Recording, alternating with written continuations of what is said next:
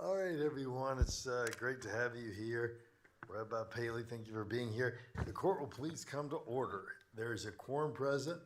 All the court members are present. All legal notices are posted, and the court is duly called. Is there a motion to close the October term? So moved. Second.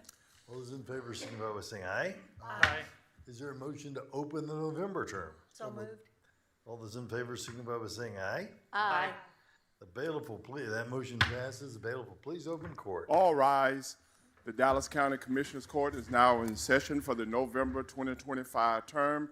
The Honorable Judge Clay Lewis Jenkins presiding. Please remain standing for the invocation. And the invocator today is a guest of mine. Rabbi Andrew Paley is the senior rabbi and spiritual leader of Temple Shalom, a Reformed congregation in Dallas, Texas, and began his tenure in 2004. Ordained in 1995, Rabbi Paley holds a master's degree in Hebrew letters and a Doctor of Divinity from Hebrew Union College, Jewish Institute of Religion, and bachelor's degree in industrial and organizational psychology from Ohio State University. He is also a Prepare Enrich certified marital and premarital counselor. Over the past several years, Rabbi Paley has included local and federal law enforcement chaplaincies, work to his effort as he is a Dallas police chaplain, a chaplain with the Dallas field office of the FBI, and a chaplain with the Department of Homeland Security. Rabbi Paley is an active member of the City of Dallas community and is a member of the Good Neighbor Taskforce of the City of Dallas District 12, a founding member and past chair of Faith Forward Dallas at Thanksgiving Square, a member of Community Advisory Board of the Salmon's Cancer Research Center of the UT Southwestern Medical Center, a past president of the Rabbinic Association of Greater Dallas, and a member of the Muslim Jewish Advisory Council of the Dallas chapter of the American Jewish Committee. Rabbi Paley has edited 2 prayer books, one for the Sabbath and one for families for the High Holy Days. Rabbi Paley is married to Deborah Niederman, RJE, and is father of Molly and Sammy, and is a lifelong Ohio State Buckeye. You're forgiven. Well, good morning, Judge, Commissioners, friends of the county. It's an honor to be back before you to bring words of greeting and blessing this morning. God of wisdom and compassion, God of many names, we gather at the start of this day mindful that every decision made in this room touches the lives of our neighbors, our families, our children, the elderly and the vulnerable, those who serve and those who are seeking help. Grant these commissioners today clarity of purpose, patience in debate, and courage in action. Make them quick to listen, careful with words, and steadfast in pursuing the common good. When perspectives differ, let respect prevail. When choices are hard, let conscience guide. Turn our attention toward equity and justice so that those with the least are not the last to be seen. And bless all who labor for our county, our first responders, our healthcare workers, teachers, and county employees. Strengthen their hands today and protect their spirit. And plant within us a spirit of partnership so that we may build a county where every person feels safe, valued, and able to thrive. And may the work of this day bring healing where there is hurt, order where there is confusion, and hope where there is weariness. And most of all, may we be worthy stewards of the public trust that is placed in us, this day as all days. Amen. Amen. Amen. All right, thank you so much, everyone. Please be Rabbi, seated. thank you. And our first resolutions today are from Commissioner John Willie Price. Judge, Commissioners, the delegation from the Healthy Community Collaborative, I'd ask you to come forward. Thought I saw, there any members? There we go. Yeah, I said it Dr. Woody, I see that's the whole delegation. Moving forward. Austin, Daniel, yeah.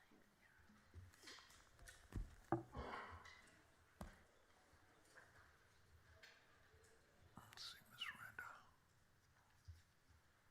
Any BHLT members? Okay.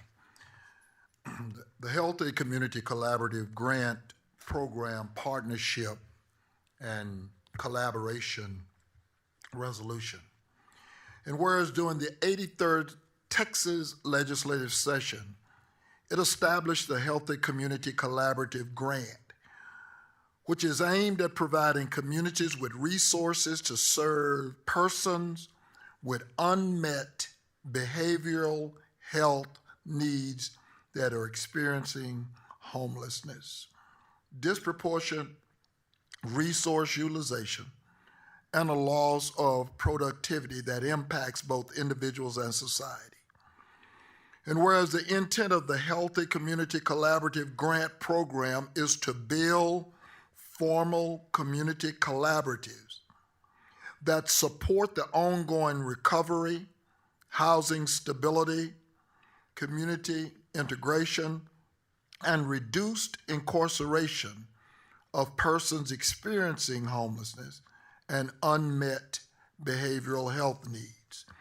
And whereas the purpose of the grant program is the following: to provide services to address homelessness, such as behavioral health services, housing services, coordinated intake services, basic needs support, substance use treatment, and jail diversion services, to work with law enforcement, to divert persons suffering from mental illness from incarceration toward the treatment and support, to develop and maintain community partnerships, to leverage resources and coordinate case management service delivery, and to implement strategies that build community infrastructure for collaboration. And whereas Austin Street Center, serving as the largest homeless shelter and assistance center in Dallas County by providing a caring, customized, and collaborative approach to help their clients regain independence by offering a variety of services and special programs to remove barriers to permanent housing. And whereas Austin Street Center has agreed to help facilitate discussions and take the lead in developing a community collaborative project, and Dallas County agrees to support this effort and participate in this collaborative discussion.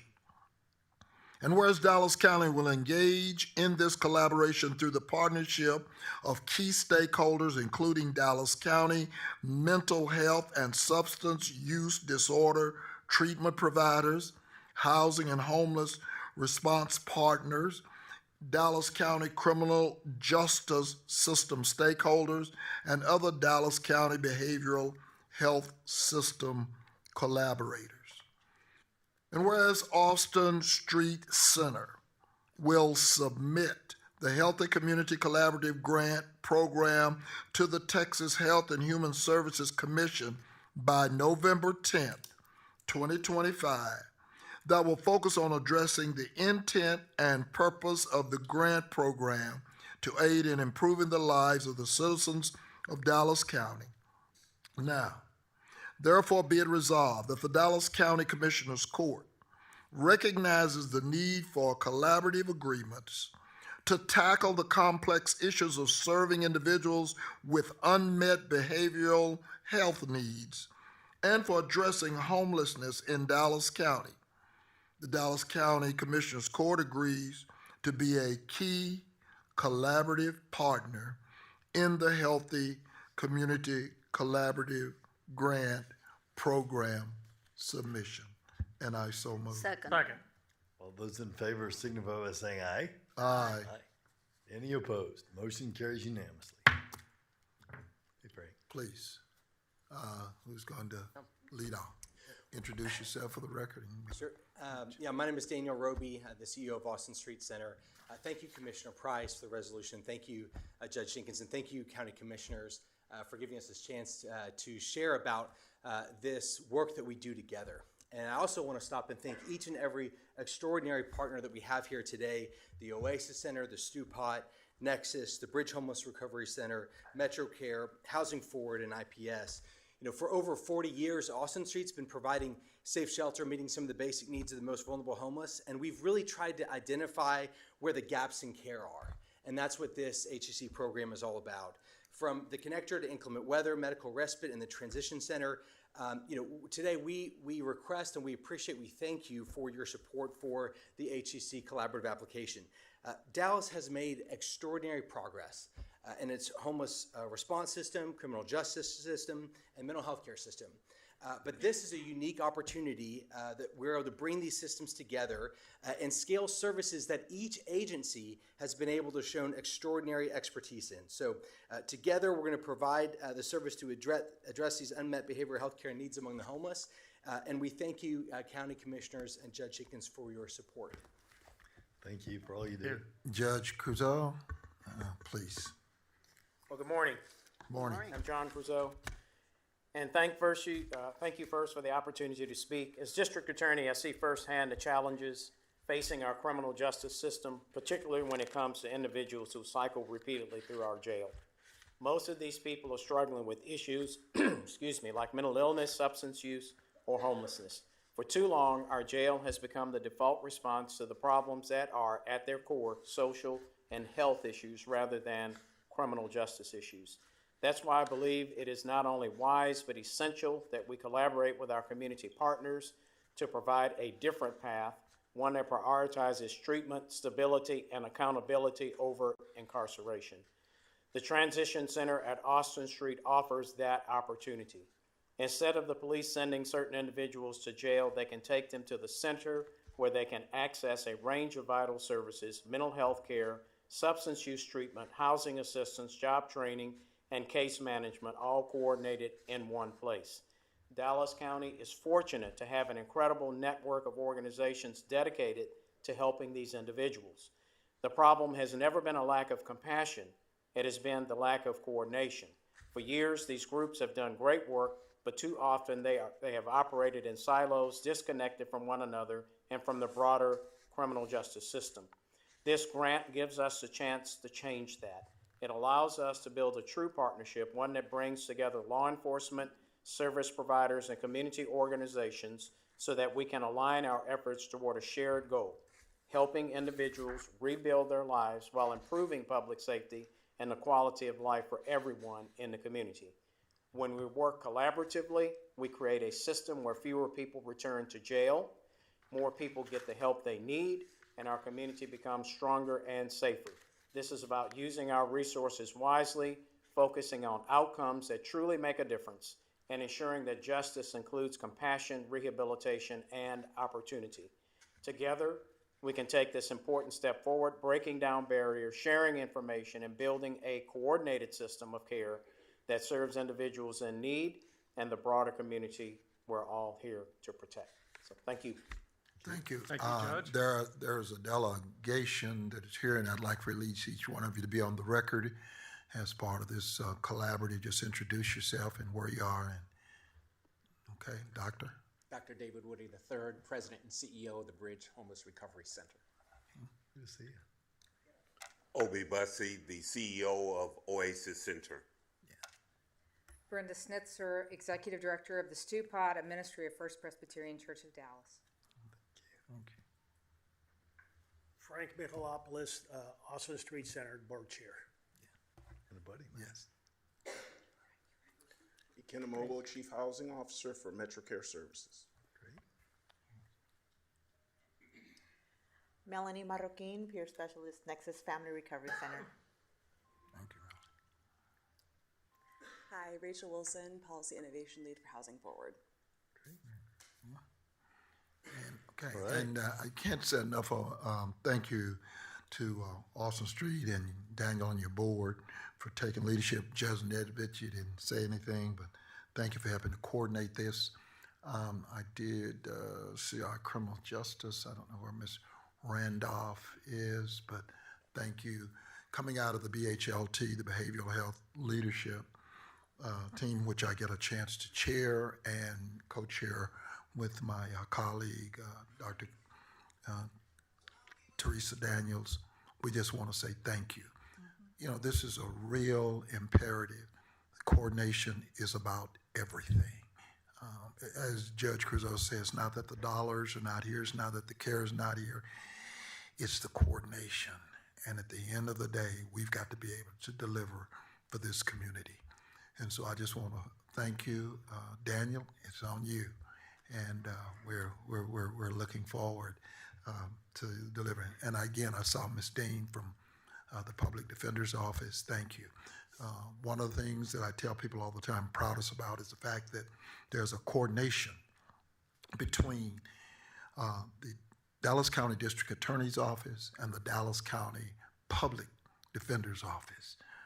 This is not about us versus them. This is about justice and coordinating and getting the right result for not only those who are victims, but this community. And so I appreciate the collaboration which they do. I would like to say just a couple of words here too. First of all, if you've known me a minute, you know that I live by two rules. The first rule is, and this is such an example, we do nothing by ourselves. And it is the cooperation, the coordination, the knowledge of what each group is doing in Dallas County that makes such a huge difference in being able to effectively provide the services, or at least address the issues, as Commissioner Price has said. Guess what rule number 2 is? Rule number 2 is we're not quite done yet either. As much as we would like to think that everything that we do is going to eradicate the negatives in Dallas County, sad to say that there are a lot of balls in the air, and we continue to strive towards providing those services to people that need them, the mental health services, the housing services. And so once again, thank you to the cooperation, the coordination of all of you standing here, plus multitudes out there who make it all possible. So thank you very much. And if I could, what an array. Thank you all for being here. Really appreciate it. You know, I've met with almost every one of you, and I really appreciate all the work that you have done. You know, last calendar year, the Dallas County Jail had 5,555 people who self-identified as homeless coming through that particular institution, thus giving, you know, great statistics to what Judge Creuzot was saying, that this has become the great housing center for the homeless. Y'all's work are terrific in trying to decrease that. The more that we can decrease homelessness, the more we save the jail, and I appreciate your efforts along those lines. And Commissioner, just so that we can get the record straight, they didn't self-identify. The state makes us. If they've had a mental health flag, they identify regardless. And but you are correct with regards to those numbers. And when also, Commissioner, not only, you know, the homelessness issue, the mental health issue, and that's what bonds us all together. I want to say that as the chair of the North Texas Behavioral Health Authority, we will continue to look in many ways that we can continue to collaborate in order to make the criminal justice system a system that is just.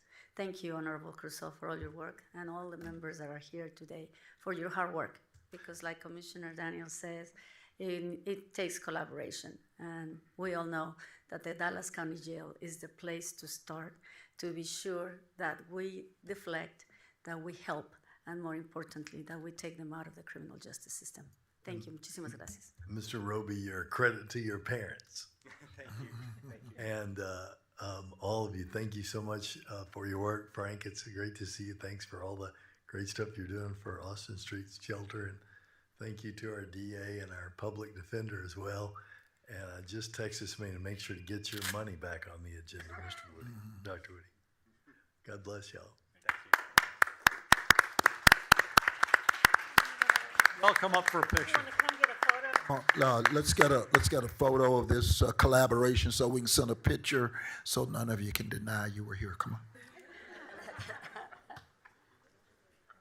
Tom, get a picture of this. No, come forward, please.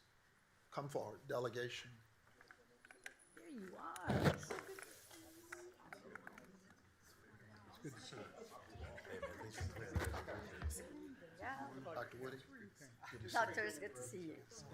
They know him, I take it. And these Hey, people that Daniel, come in thank with you. other apparatus. And I saw you. But you did.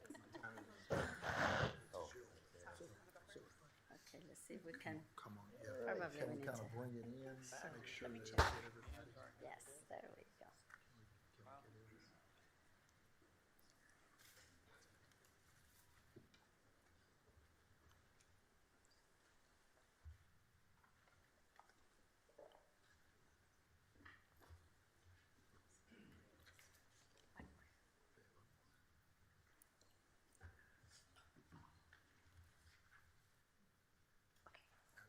Well done, you guys. Thank you. Thank you, thank you, thank you. Good to see you. Now, love to see you. Take care. I appreciate it. Good to see you. Ooh, I like your pen. Miss Frida. Good. Thank you, man. Thank you for coming. Thank you. Yeah. Thank you, Judge. Good to see you. Hey, Frank. It's Hey, great to Frank. see you. You okay? Yeah. Good to see you. That's what happens. You need to come more regular. Second resolution, Judge, here is for Investigator Zachery Balogun for heroic and life-saving action. Will that delegation please come forward? I think that's Way to go, Zach. the Marshall Group. Y'all come on forward. This resolution reads that whereas on August the 27th, 2025, at approximately 1600 hours, Investigator Zachery Balogun, badge number 1668 of the Dallas County Fire Marshal's Office, was working on an off-duty assignment at 300 Reunion Boulevard in Dallas, Texas. And whereas during this assignment, a male individual collapsed, was unconscious, and found to be without a pulse, creating an immediate life-threatening emergency.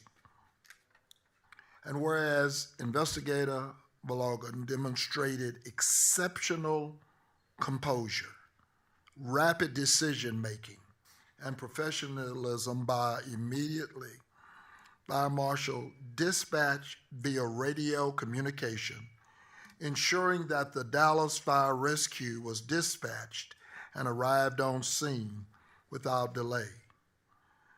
And whereas Investigator Balogun assisted in life-saving measures, including the administration of CPR, the use of an automated external defibrillator, successfully reviving the individual prior to transport. And whereas his decisive and selfless action directly contributed to preserving human life, exemplifying the highest standards of courage, service, and dedication to the community. And whereas the Dallas County Commissioners Court desires to formally recognize Investigator Balogun for his outstanding heroism and express the county's deep appreciation for his commitment to duty and public safety now. Therefore, be it resolved that the Dallas County Commissioners Court does hereby recognize and honor Investigator Zachery Balogun for his extraordinary life-saving actions on August the 27th, 2025, and extends its proud gratitude for his service, professionalism, and exemplary representation of the Dallas County Fire Marshal's Office, and be it further resolved that a copy of this resolution be presented to Investigator Zachery Balogun as a permanent record of Dallas County's appreciation for his dedication and heroism. I so move. Second. All right. All those in favor signify by saying aye. Aye. Any opposed? Motion carries unanimously. Yeah, buddy, way to go.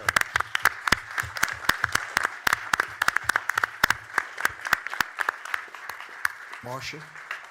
Commissioners, thank you again for Zach here. Again, we call him Tiny. I don't know why.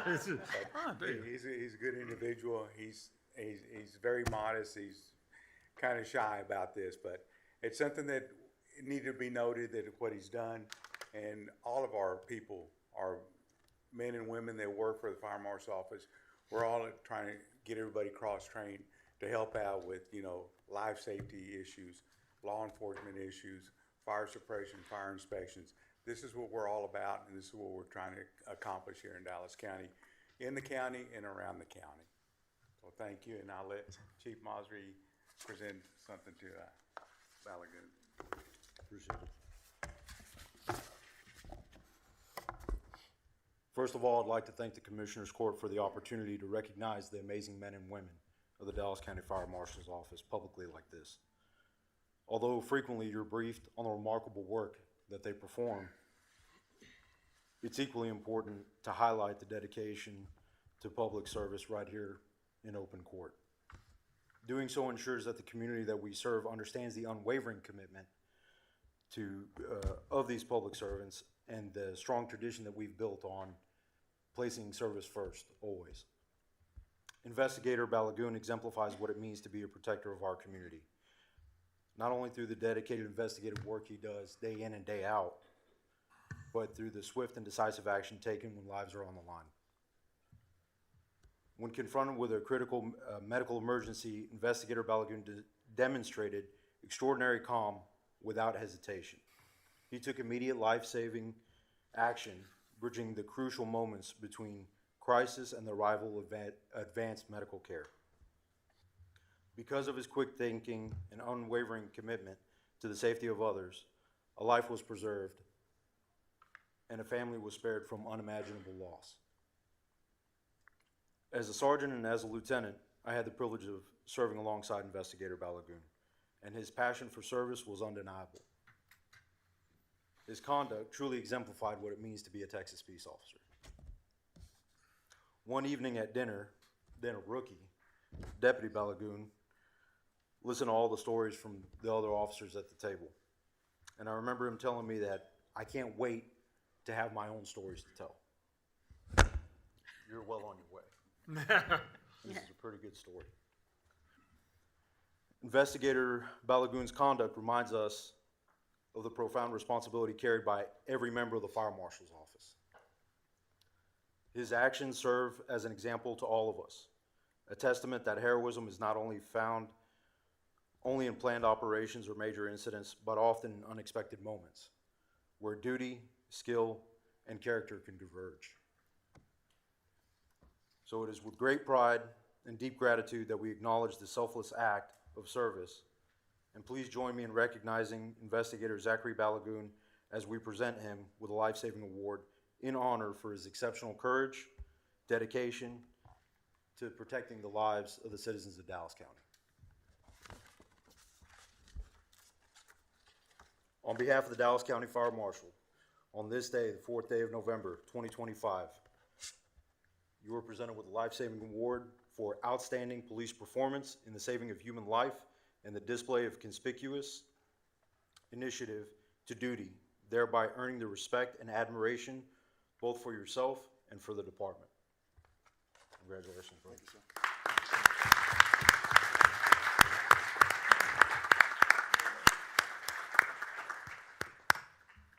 Do you have anything else, sir? Oh, okay. I didn't write a speech. Morning, Commissioners. Good morning. Morning to everyone present. None of this would be possible without God. Thank you.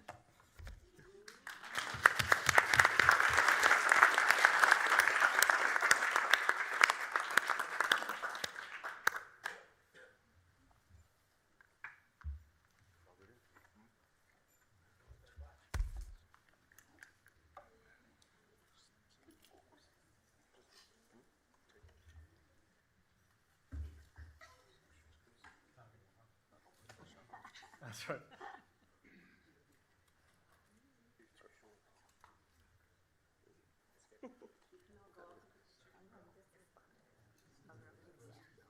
Is Zach standing on his tippy toes? I just want to know why he's not. That's right. There you go, let them all come through.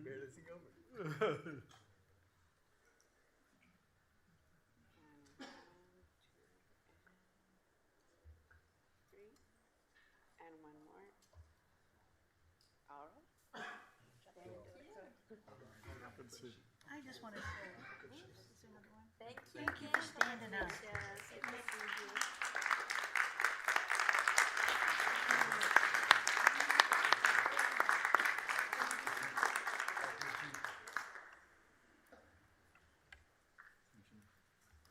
Okay. Good to see you, sir. Thank you. Thanks for coming out today, appreciate it. Judge? Right. I have the next resolution, and it is our resolution honoring Veterans Day. James Henderson, Dallas County Service Director, and Deanne Jones, Mentor Care Military Peer Veterans Network, are both present. Also present, and it's a surprise to me, is my good friend General John Diggs, commander of the Texas State Guard. I'll tell you a quick story about him. When I swore him in to his post, and he called me to say, "Can you swear me in?" I'm like, "Yeah." And he goes, "Okay, let's do it in an MMA fight." So I swore him in at a break of an MMA fight. I took my mama and my wife with me. Mom's up there hooping and hollering at the fights. It was a lot of fun. But we'd also ask that all veterans who are able to please stand. Yay! Now,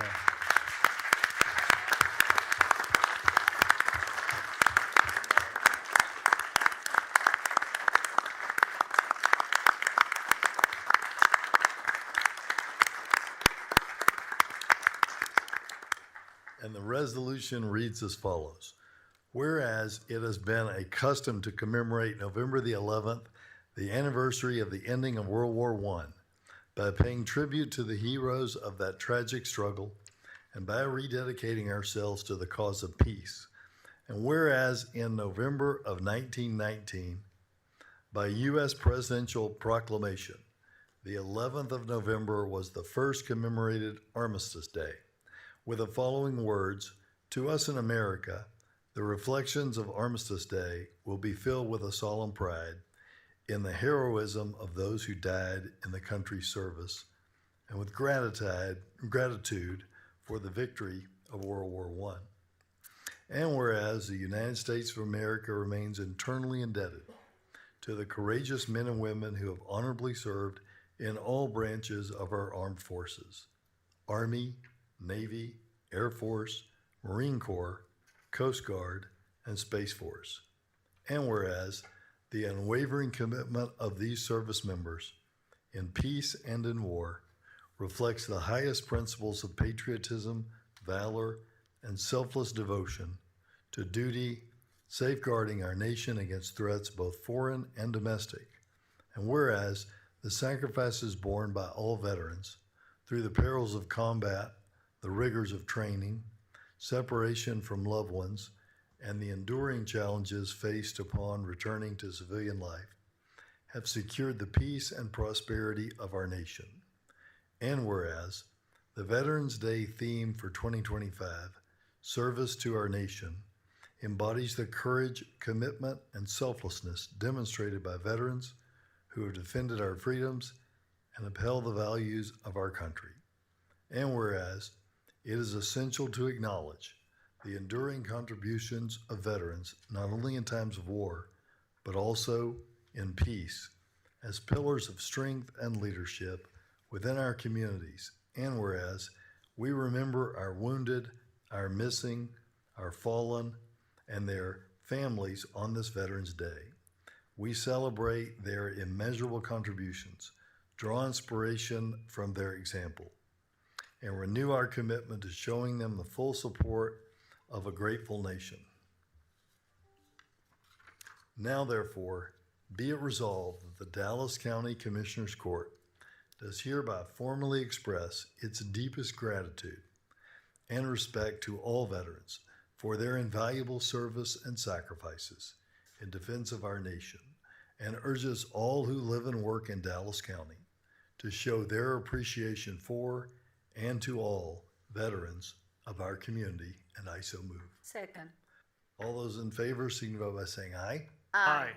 Any opposed? That motion carries unanimously. James?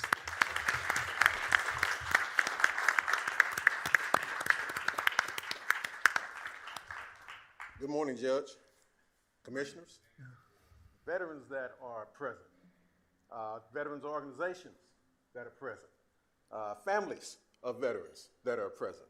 Thank you very much for taking this time to be with us this morning. Judge, first of all, before we get started, I'd like to introduce my team, which is a very highly recognized team, not only through the state of Texas, but also with the Department of Veteran Affairs in what we do as far as filing claims for our veterans. Ms. Lavette Dominique, who is the Assistant Director. Raise your hand so folks know who you are. Okay. Ms. Angelica Lewis, who is the Assistant Service Officer. Mr. Joseph Stump, Assistant Veteran Service Officer, and Ms. Lisette James, who is my admin assistant. Before we get started, I would like to say that after the ceremony, if all of the veterans that are present would meet us at the rear of the courtroom here, have a small token of appreciation that we would like to give to you. Today, we honor Commissioner Price. I'm gonna have to take my glasses off because I can't see with them and can't see without them.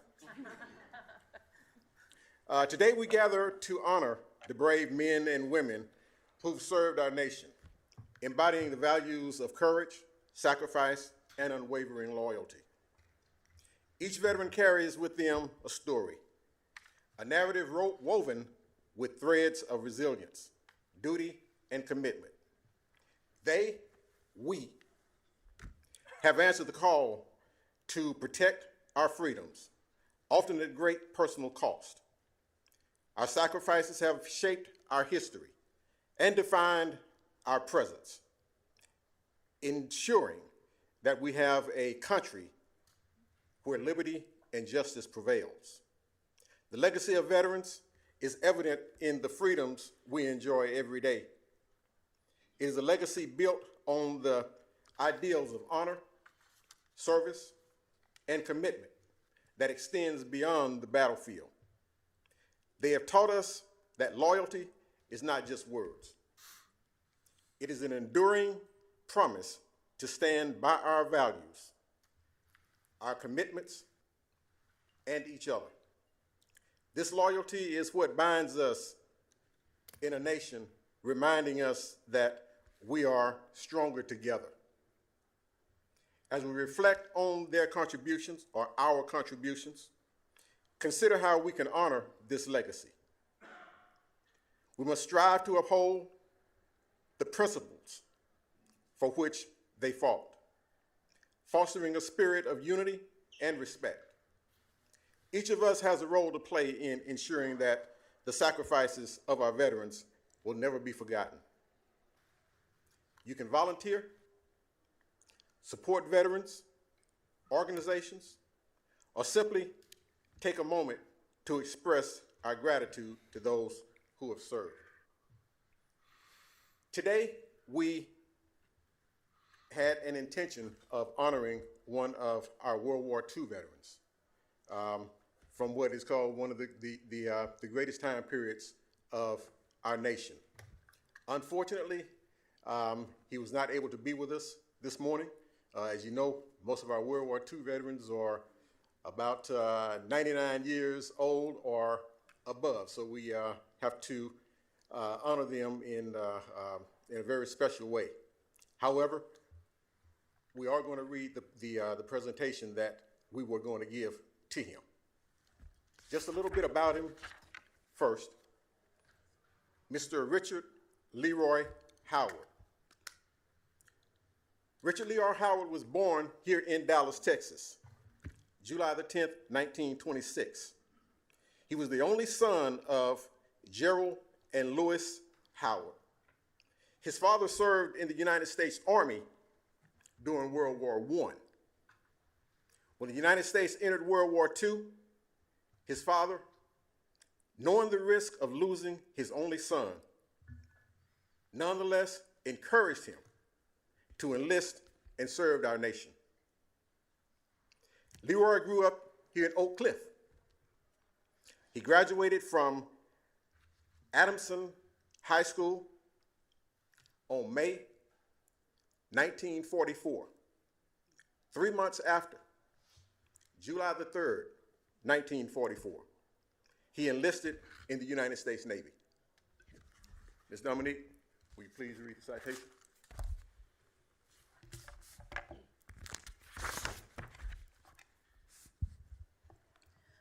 The Dallas County Veteran Services and this grateful nation pause to honor the legacy and dedicated service of Mr. Richard Leroy Howard, a proud Navy veteran who served his country with dignity, discipline, and quiet strength. Mr. Howard stood among the brave, serving with honor in a time when our nation demanded the very best of its sons, and he answered the call with unwavering patriotism. The sacrifices made by Mr. Howard and fellow World War II era veterans ensured the security and values of the United States and helped to protect the liberties and people around the world. His commitment to duty was not only seen in the uniform he wore, but also in the pride he carried, the history he represented, and the resilience he embodied as a man of integrity and valor. Through his military career, serving in the Pacific Theater aboard the U.S. McKintrey and later aboard the USS Lenore, he was discharged honorably on June 10th of 1946. Mr. Howard contributed to a legacy that paved the way for future generations of sailors who continue to serve this nation with distinction. The Dallas County Veteran Service Department now hereby acknowledge and commend Richard Leroy Howard for his honorable service during the World War II era and express heartfelt thanks and appreciation for his sacrifice and dedication to our country. We further honor him not only as a veteran, but as a father, a patriot, and a man who stood tall in both life and service. Recognized with honor on this day, November 4th, 2025.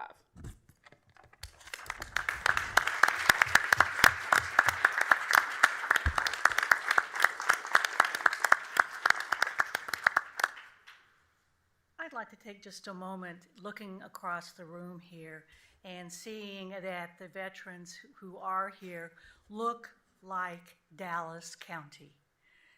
And to me, that means a lot in the respect that over time, that everybody takes their place, everybody can offer their service, everybody sacrifices for the good of the rest of everybody. So thank you very much for all that you have done. And you know what? I'm just a suspicion that you're probably not done yet either. So thank you very much. Really appreciate you all.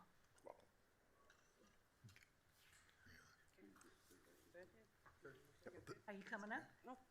Let's have it. Come up. Oh.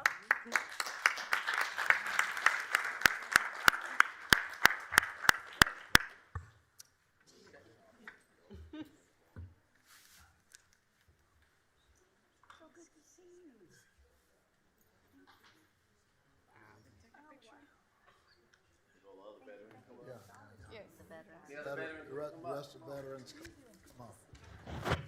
Oh, thank you. Oh, man, I guess I'm buying the beer. Lieutenant? I'm gonna do this picture. Yeah. This picture's gonna have someone come on the front. Yeah, of course. 2 rows. Yeah, we gotta have to have that too. Wow, this is amazing. 3 rows. This is amazing. I know. 3 rows. 3 rows. 3 rows. 3 rows.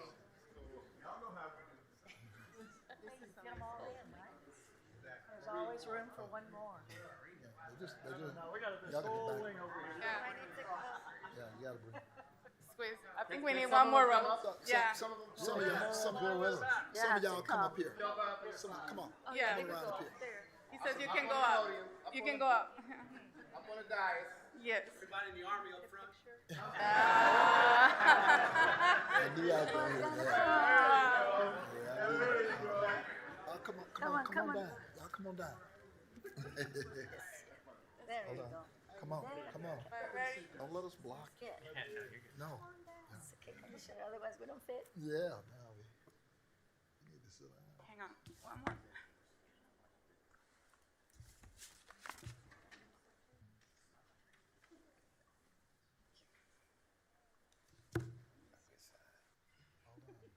Everybody got it? Yeah, hold on. Thank you very much. I appreciate what you guys do. And you're not done with us, right? Okay. Thank you. Thank you all.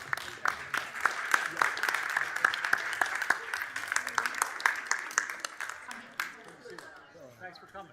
Thank you for being here, sir. Appreciate it. Hello, so good to see you. Glad you're here. You were just itching to get up there. It was good Glad to you're see here. you. Yes, sir. Good. You as always, and See you. you, Thank my you. dear. Thank you. You got it.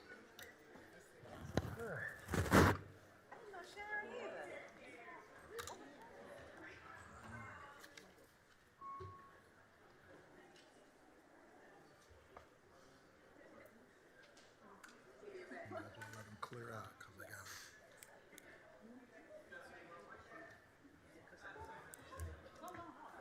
This is really cool. It is, isn't it? A prayer for veterans.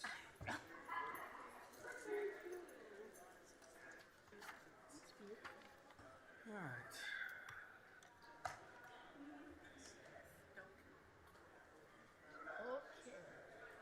Mr. Martin, did you get yours?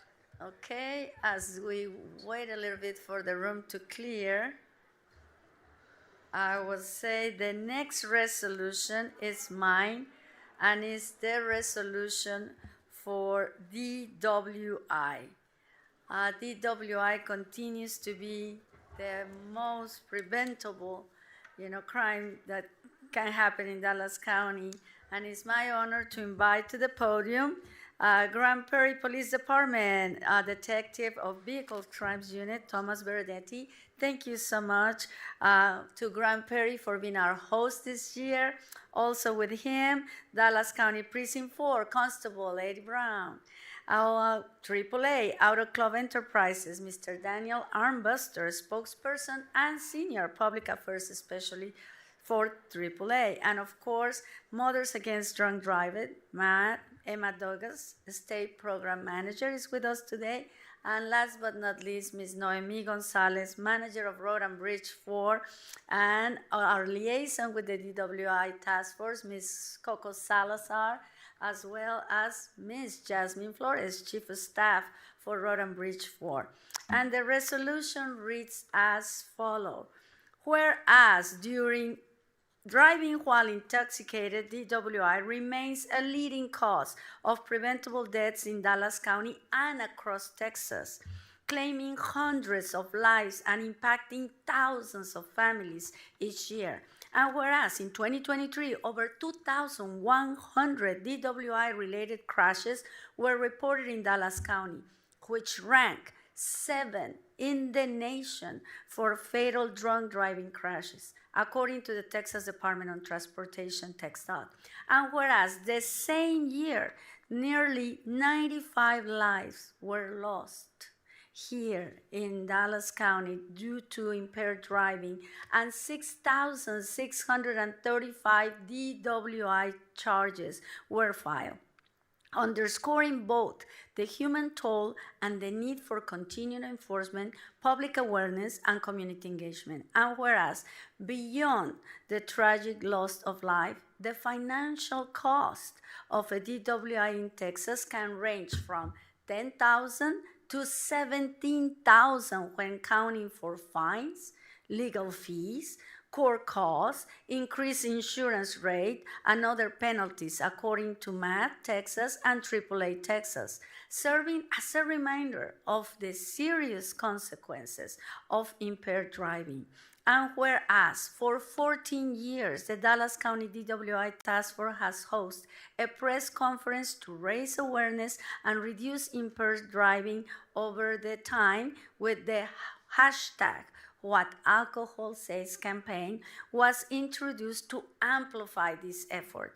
And whereas this year the task force proudly launches a new era for DWI prevention and education under the End the Night Right campaign with the partnership of the Office of Commissioner ELBA GARCIA, the City of Grand Prairie, the Grand Prairie Police Department, MAD Texas, AAA, and many other organizations. And whereas Commissioner ELBA GARCIA continues to champion Dallas County efforts to combat impaired driving and is proud to host the 15th annual Dallas County DWI Task Force Press Conference on Wednesday, November 5th, 2025 at 10 a.m. at Epic Central in Grand Prairie, where the End the Night Right campaign will be unveiled. Now, therefore, be resolved that the Dallas County Commissioners Court proudly proclaims its support for the 2025 End the Night Right campaign and commends all law enforcement officers, community partners, and citizens working to prevent drunk driving. The Commissioners Court urges all residents and visitors of Dallas County to make responsible decisions, never drive under the influence, and help keep our roads safe this holiday season and beyond. And I so move. Second. All those in favor signify by saying aye. Aye. Any opposed? That motion carries unanimously.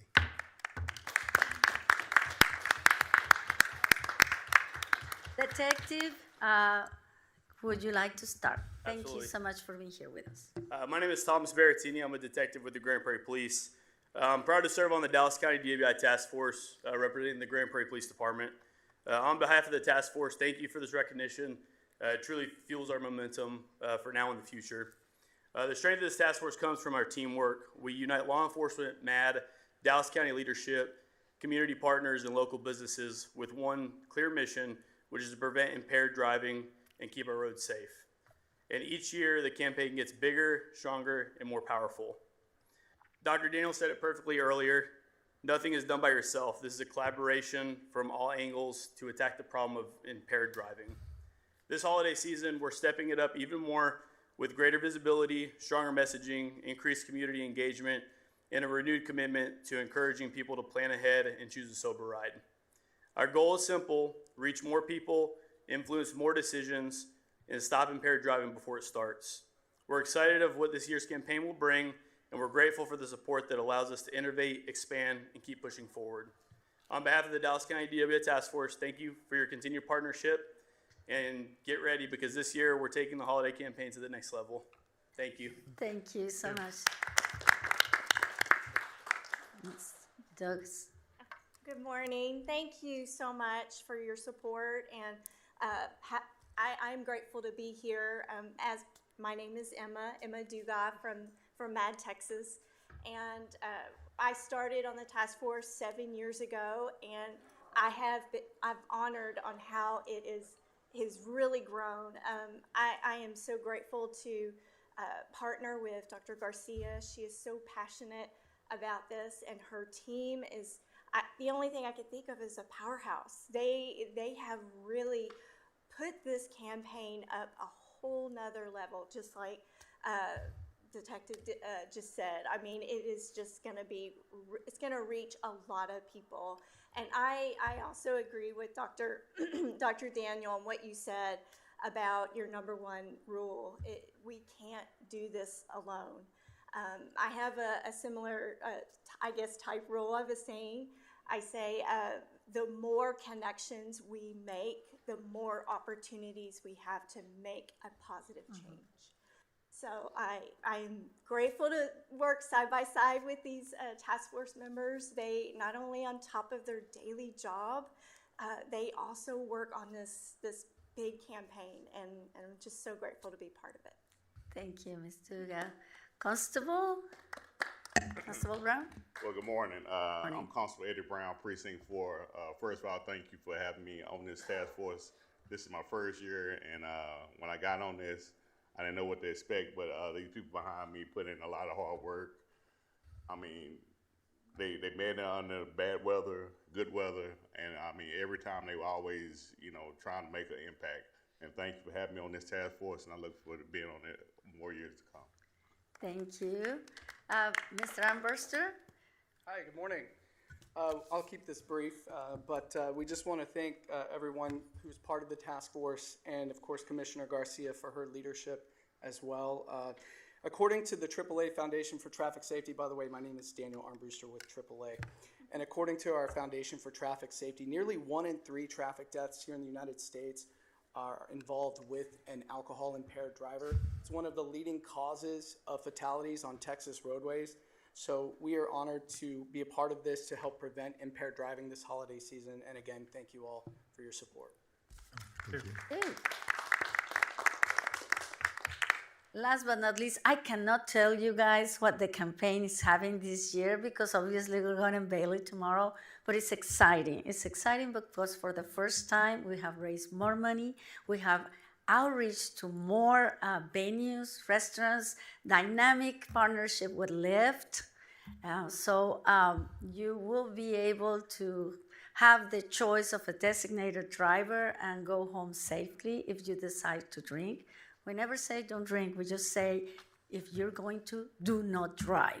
And that is our message. So for this holiday season, let's stay safe, let's take care of each other. And more importantly, join us tomorrow at 10 a.m. for the media that is here at Epic Central in the beautiful city of Grand Prairie, where the Grand Prairie Police Department will be hosting us. And Constable Brown will represent us as well, from the west side of Dallas County with the sheriff and the DA and many other elected officials. And we have 2 very, very strong testimonies tomorrow from an offender and a victim. And I have to say, if you have never attended one of our press conferences, it's a wrenching moment when you realize how important a decision before you go out and plan on having a great time can make a difference in your life and many other people's lives. So thank you very much. I hope to see you all tomorrow for this new press conference. And thank you to all the members of the committee, the subcommittee, and that raise money for this campaign, to all our partners, which we will unveil tomorrow because there are many, many, and I will hate to miss some of them in a short period of time that I have here. But thank you. Thank you. Together we can make a difference, and we will make it. Muchísimas gracias. See you all mañana.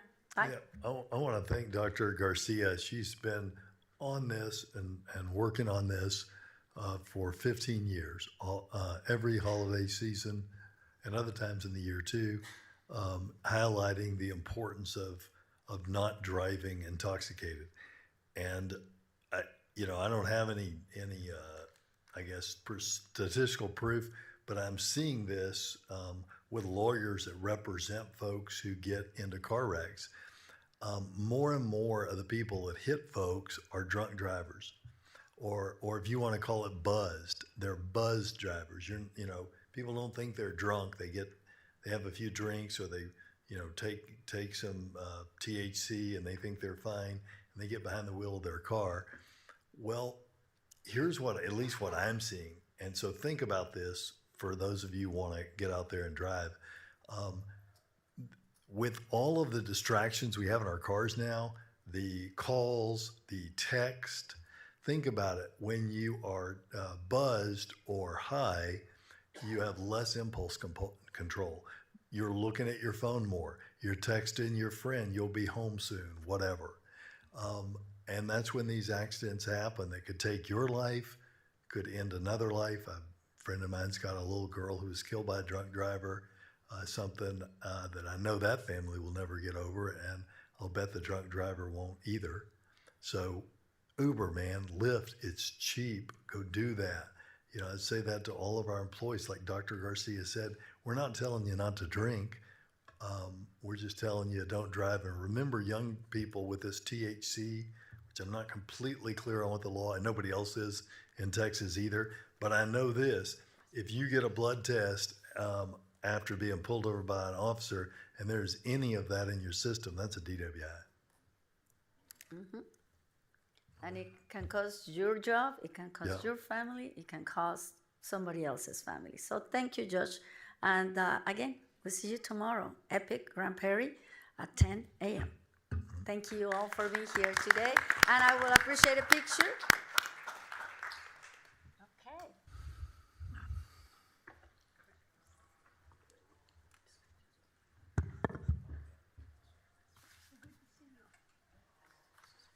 Go get him, Eddie.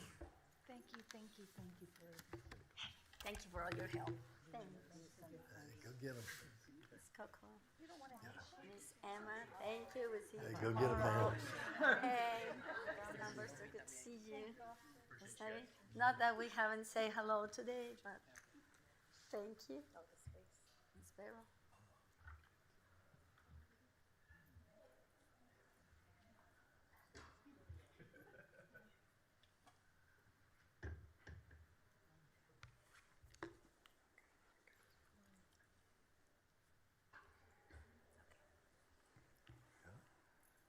Thank you. Yes, yes.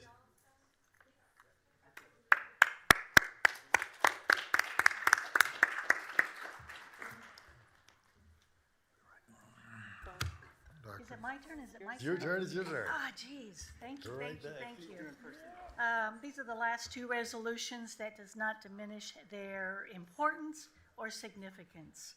The first one up is the National Diabetes Month, and I think that there might be a couple people from Health and Human Services because they are the ones that see this up close and personal. So Dr. Huang and his folks, thank you for being here. Whereas in Texas, the American Diabetes Association reports that approximately 3.1 million adults have been diagnosed with diabetes, which represents about 13.2% of the adult population. Each year, an estimated 230,000 adults receive a new diabetes diagnosis. Projections indicate that the number of Texans with diabetes is expected to quadruple by the year 2040. Whereas additionally, the American Diabetes Association estimates that the total national cost of diagnosed diabetes in the United States approaches $245 billion. This figure includes approximately $176 billion in direct medical costs and $69 billion attributed to reduced productivity, including disability, work loss, and premature mortality. Whereas there is encouraging news, complications associated with diabetes can be prevented or delayed through proper management of blood glucose, blood pressure, and cholesterol levels, adopting a healthy diet, engaging in physical activity, and practicing healthy behaviors, such as avoiding snacking, oops, that's my downfall, can also help lower the risk of diabetes-related complications. Early diagnosis and treatment of diabetes may prevent the development of these health issues. Whereas Dallas County Health and Human Services has partnered with the Diabetes Health and Wellness Institute to provide a farm stand offering fresh fruits and vegetables for Dallas County employees and Dallas County residents, aiming to reduce the risk of diabetes and obesity. Whereas community education is a crucial component of prevention and individual care available through the Diabetes Clinic at Parkland. Parkland's Global Diabetes Program aims to create an environment that educates, supports, and promotes a healthy, productive lifestyle for individuals living with diabetes. Parkland actively provides care for over 36,000 individuals with diabetes in Dallas County. Whereas each November, communities across the nation observe National Diabetes Month to raise awareness of diabetes and its profound impact on millions of Americans. The Dallas County Commissioners Court actively participates in this observance and promotes initiatives aimed at increasing awareness, supporting families, and empowering communities to adopt proactive measures in combating diabetes. Now therefore be it resolved that the Dallas County Commissioners Court recognizes November as National Diabetes Awareness Month. Let us support the effort to stop diabetes, raise awareness, and work together to end this serious illness. And I so move. Second. All those in favor signify by saying aye. Aye. Any opposed? Motion carries unanimously. And Dr. Wong, do you have a few words? Yes, Commissioner Daniel, thank you so much for your resolution. Diabetes is so important a condition that is major cause of morbidity, mortality in our community, and probably every single one of us has been touched by diabetes. Disproportionately impacts persons of color. And, you talked about 13% of adults. Now, it has been increasing in kids, too, with increasing childhood obesity and things. But it's, and as you talked about, I think, $250 billion in economic cost across the United States. It's also a great model for what prevention can do, and it's sort of the ideal prevention model in that there's what's called primary prevention, doing things like proper nutrition, physical activity, not smoking, to prevent diabetes in the first place. Secondary prevention, where you try to get people screened who don't know that they have diabetes so they can know their status and get treatment. And then tertiary prevention, which is for people who have diabetes to do all the tests, the exam, regular eye exams, checks on their kidney function, checking their lower extremities to try to prevent these really serious complications of like lower extremity amputations, blindness, and kidney failure, and dialysis. So, it's such an important condition, and it's really appreciate your drawing attention to this because there's so much that we can do to try to prevent this. Let me turn it over to Waldo Amenishua, who's over our chronic disease program. Thank you, Dr. Wang. Good morning. My name is Waldo Amenishua. I'm the Assistant Director for Chronic Disease Prevention at Dallas County Health and Human Services. I'm honored to be here. Thank you, Commissioner Daniel, for the resolution bringing focus to this important condition impacting at least 13% of our community.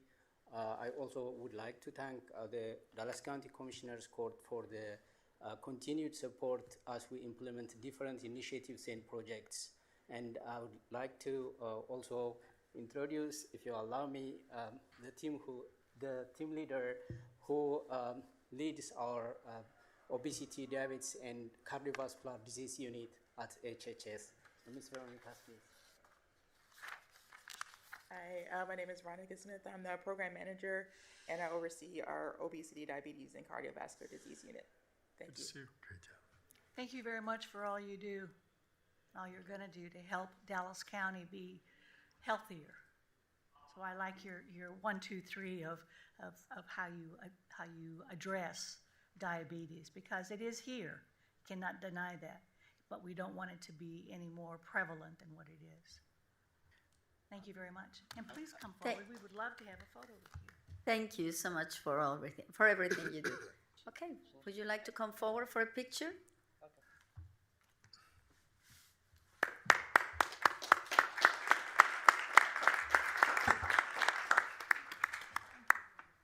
Good to see you, and always good to see you. 1, 2, 3. Thank you. Thank you. See you around the block. Always good to see you too. Great job. Thank you. Good to see you all. The last resolution of the day is addressing Alzheimer's. Is there anybody here who wanted to stand up? Of course.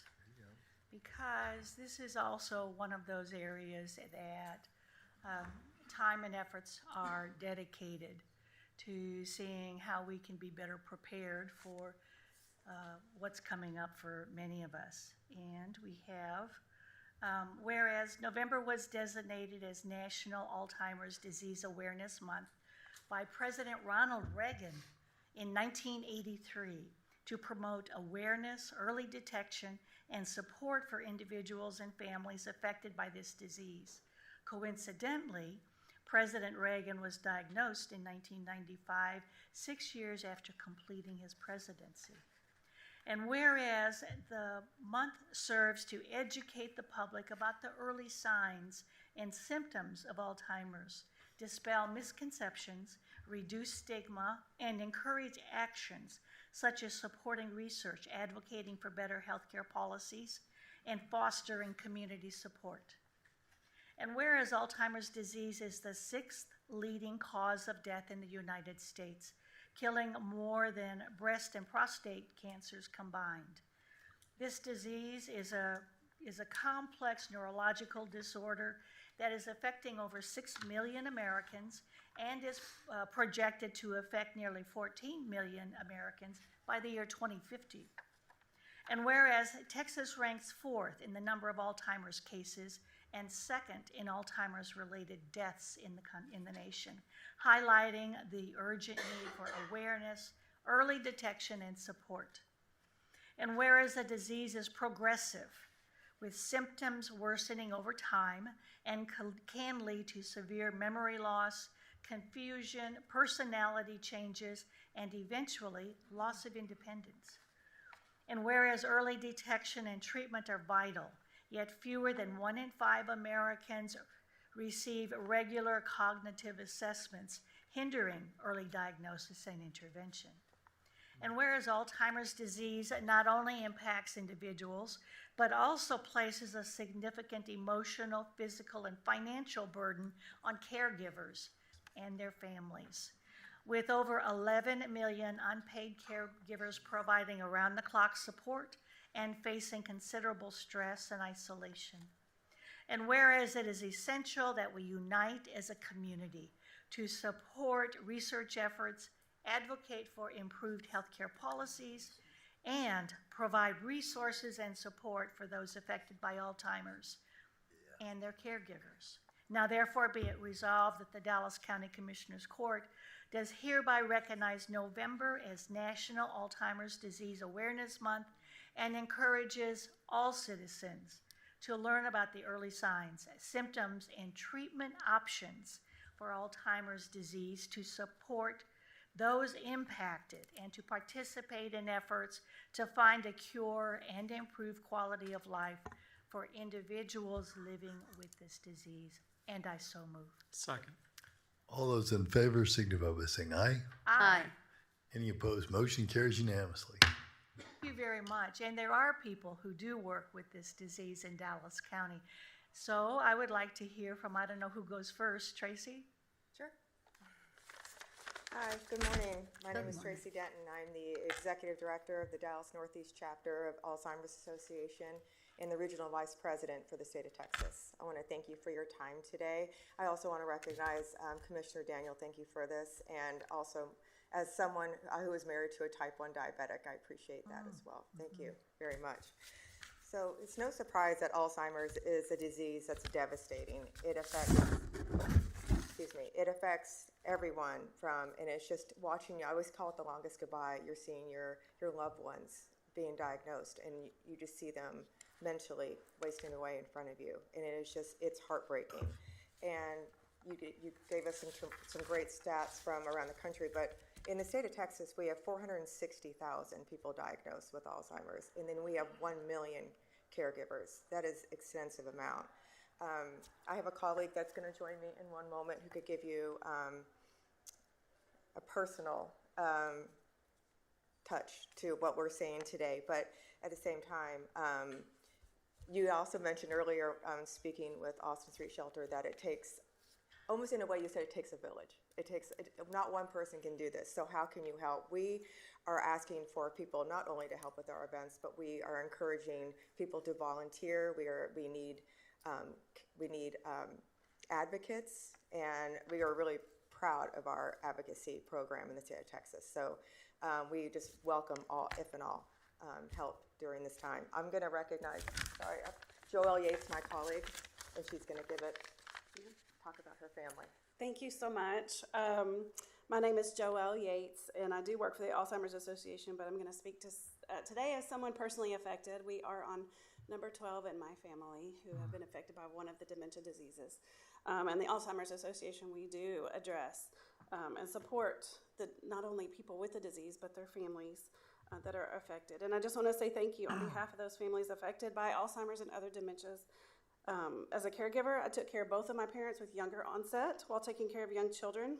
And here in Texas, we have nearly 1.1 million caregivers providing care for their family members, unpaid care in the state of Texas. That's a lot of people affected right here in Texas. It's critical that we support those families facing this disease and continue the drive to find a cure. Thank you so much for your support today. Thank you. Thank you. Thank you.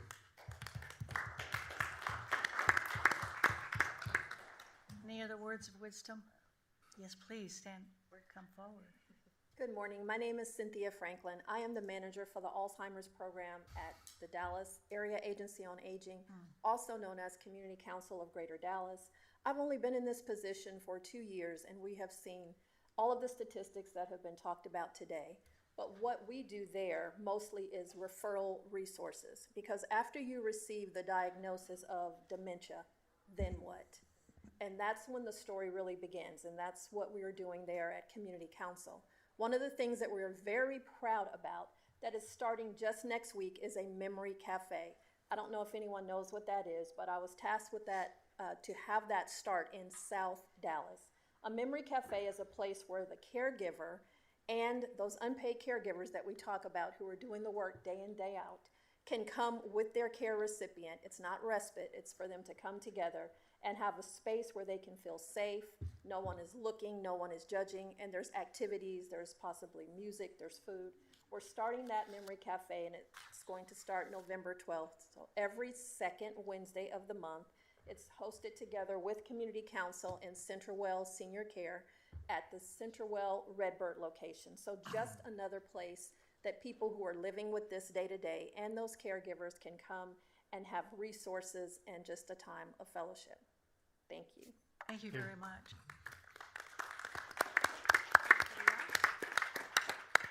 Are you finishing up? No, I just wanted to thank everyone Well, again. thank you so much for coming. Thank you also for what you do day in, day out to see how we can create a better Dallas County by paying attention to what's going on with people who live here.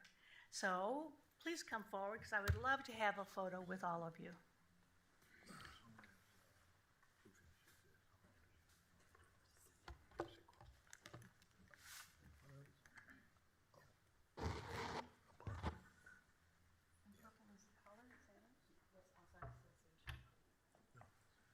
Okay. 1, 2, 3. Did you want me to take pictures with this?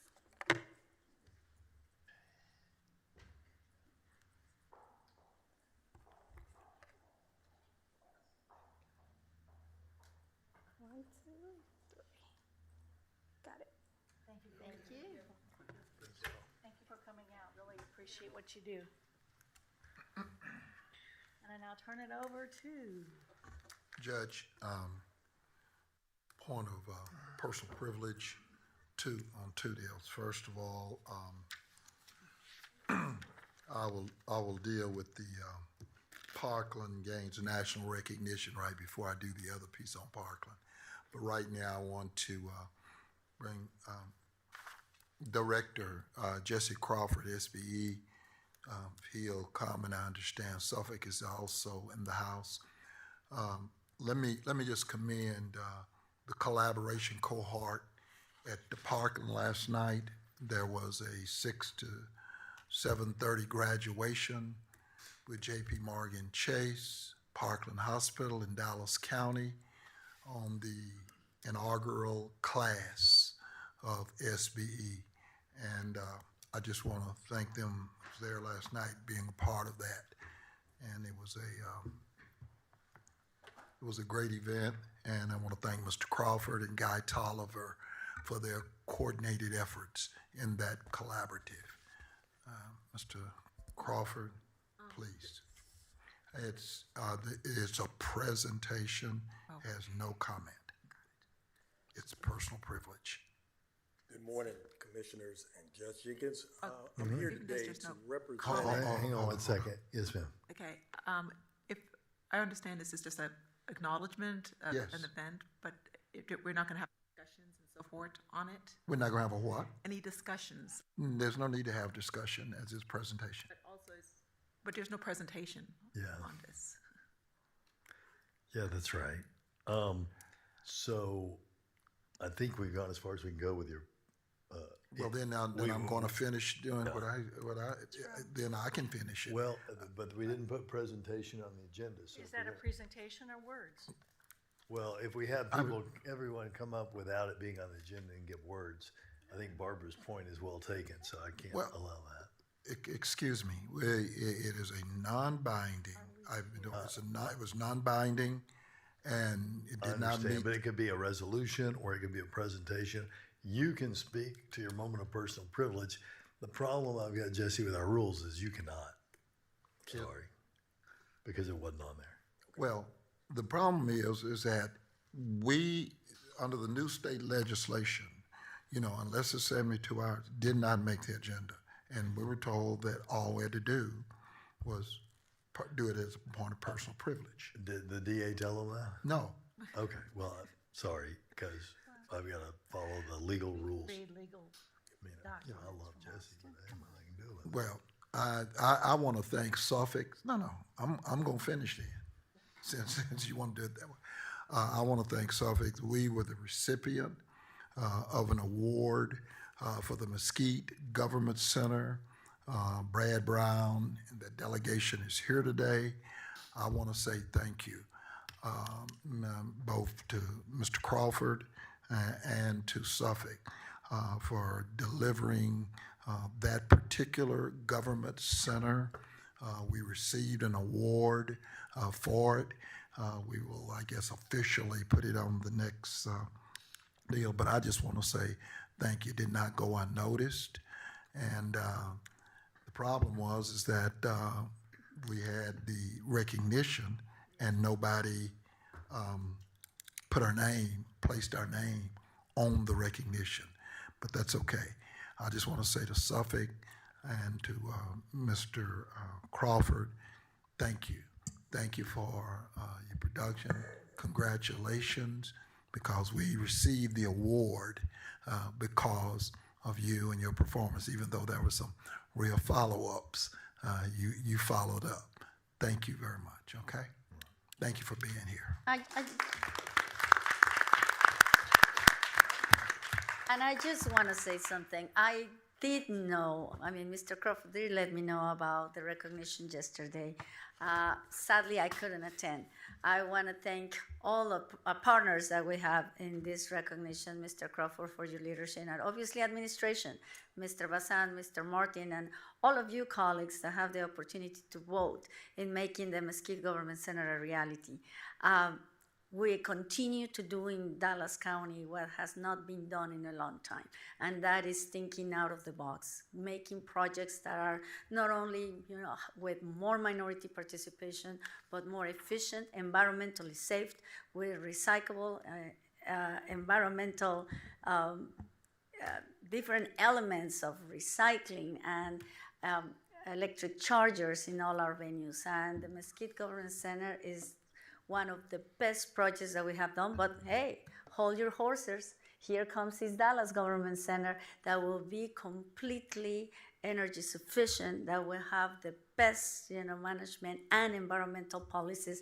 That Dallas County was the first entity in government to provide, to follow, to create, and it couldn't happen without the thinking, the vision, and more importantly, the future of Dallas County when it comes to environment. And it couldn't happen without Mr. Bazan, Mr. Martin, administration as a whole.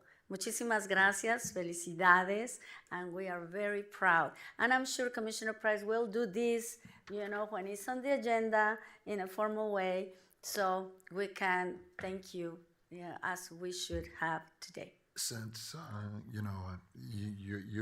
want the court to remember that you asked for this. I can do presentations, and we will. Oh, Commissioner Yamna, I say Oh, no, brief that's not a threat. presentation. That's not a threat. Okay, That's just for the No, I record. know how to do it. But anyway, because I think it was administration who called me last week and began to kind of pare mine down, say, do you mind if we compress, et cetera? I said, okay, no Now problem. you know, next time call me. Oh, no, I got it. I got it. All right, we can do this. No, I got it. I want to take I just got 30 it. seconds of personal privilege also. Yeah. Oh, no, ain't no time limit. Sorry, according to we the opened AG. Pandora's Anyway. box. Okay, Go ahead, Commissioner Daniels, might as well. Few moments of personal privilege. I do want to say that Dallas County also includes so many of the residents, people who live in Dallas County, for us to do a better job. So I want to recognize a new board member I have, and Mr. Dave, if you'd please stand up, and he is the new, my new appointee to the Election Advisory Committee. So I look forward to hear what you have to say, the betterment. And thank you for serving Dallas County. We appreciate it. All right, thank you. And that takes us to our presentations. And our first presentation today is from Dr. Huang.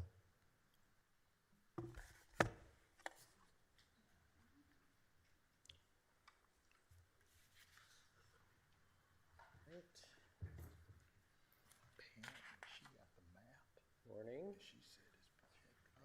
So just some updates regarding COVID, flu, RSV, measles. Is it what? Yeah. And so fortunately, the COVID activity is remaining down. You can see off our dashboard for that.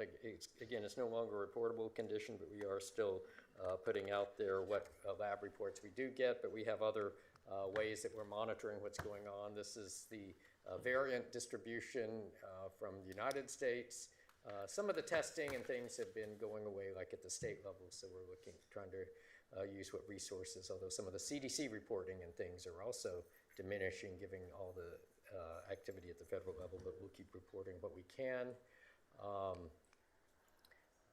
This is wastewater surveillance, so that has become when we don't have testing, when we have people home testing and not reporting those to labs and things, this is another surveillance tool that's really important for us to monitor things, and we appreciate the work in collaboration with City of Garland, City of Dallas, on providing these wastewater specimens for this. But this shows for COVID, and you can see this goes all the way back for couple of years actually, but you can see the at the bottom the overall trends, and then this top graph is just for the last couple months, and you can see how we did have some activity certainly in earlier September, but that's been going down at the 5 wastewater sites in Dallas County.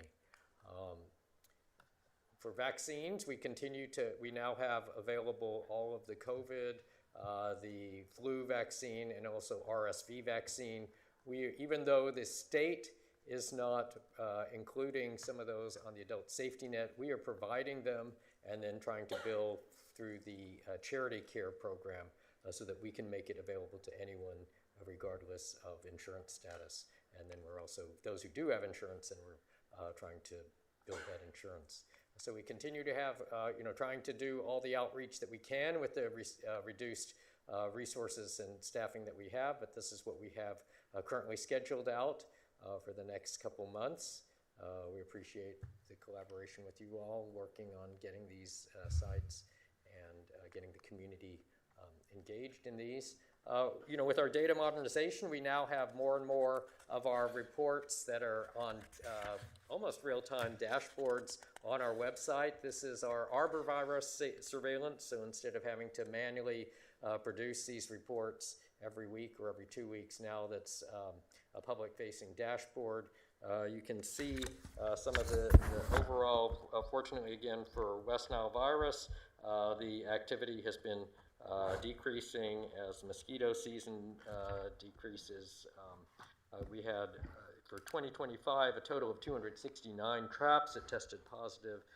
We had 9 human West Nile virus cases and had 1 death thus far this season. So it's relatively mild season, and you can look at that dashboard to see some of the details on that. We also have a brand new respiratory virus dashboard on our website. So this is, again, encourage you to check that out and see what the latest is. This shows the influenza some of our syndromic surveillance from emergency department chief complaint data that's pretty real time.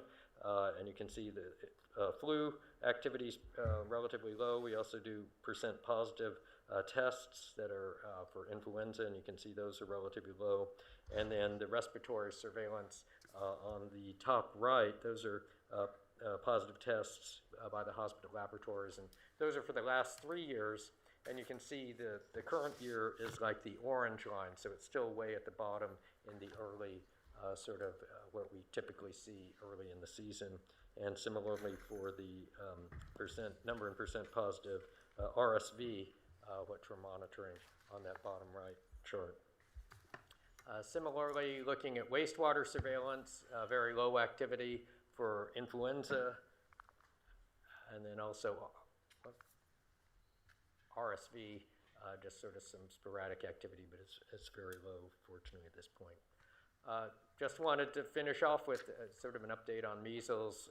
In the United States, it's now total cases 1,648. Texas was the epicenter for the big, largest measles outbreak, part of the outbreak, but the Texas outbreak has been declared over. But still, you can see on the bottom left there, still some activity going on in other parts of the country, but it certainly diminished from what it was with that West Texas outbreak. And these were the final numbers, again, for Texas with that West Texas outbreak. So you're saying, but aren't we at the time where some of the respiratory and flu and all those kinds of things are going to... For measles or for some of the other things like influenza, respiratory, that viruses? are seasonal, yeah. that are... That's what we're at the start of the season, so we really encourage everyone to get the flu shots, the COVID vaccine, and RSV if you're eligible. And the shots are given all the time at the offices on Stemmons? And then, yeah. Some of our satellite clinics have that. We're also doing a lot of outreach at the senior centers to try to get that population, and then a lot of other, some of the other events with you all, I think. Hey, Phil, can you clear up something that may be confusing to other people? Because it's a little confusing to me. What is the criteria for recommending the RSV vaccine? So RSV, there's one for adults, and there is one for pregnant women that can be given to protect the baby. And let me Because I think it's been changing or something. Yeah, I mean, let's see, let me make sure I don't mess those recommendations up. Hold on.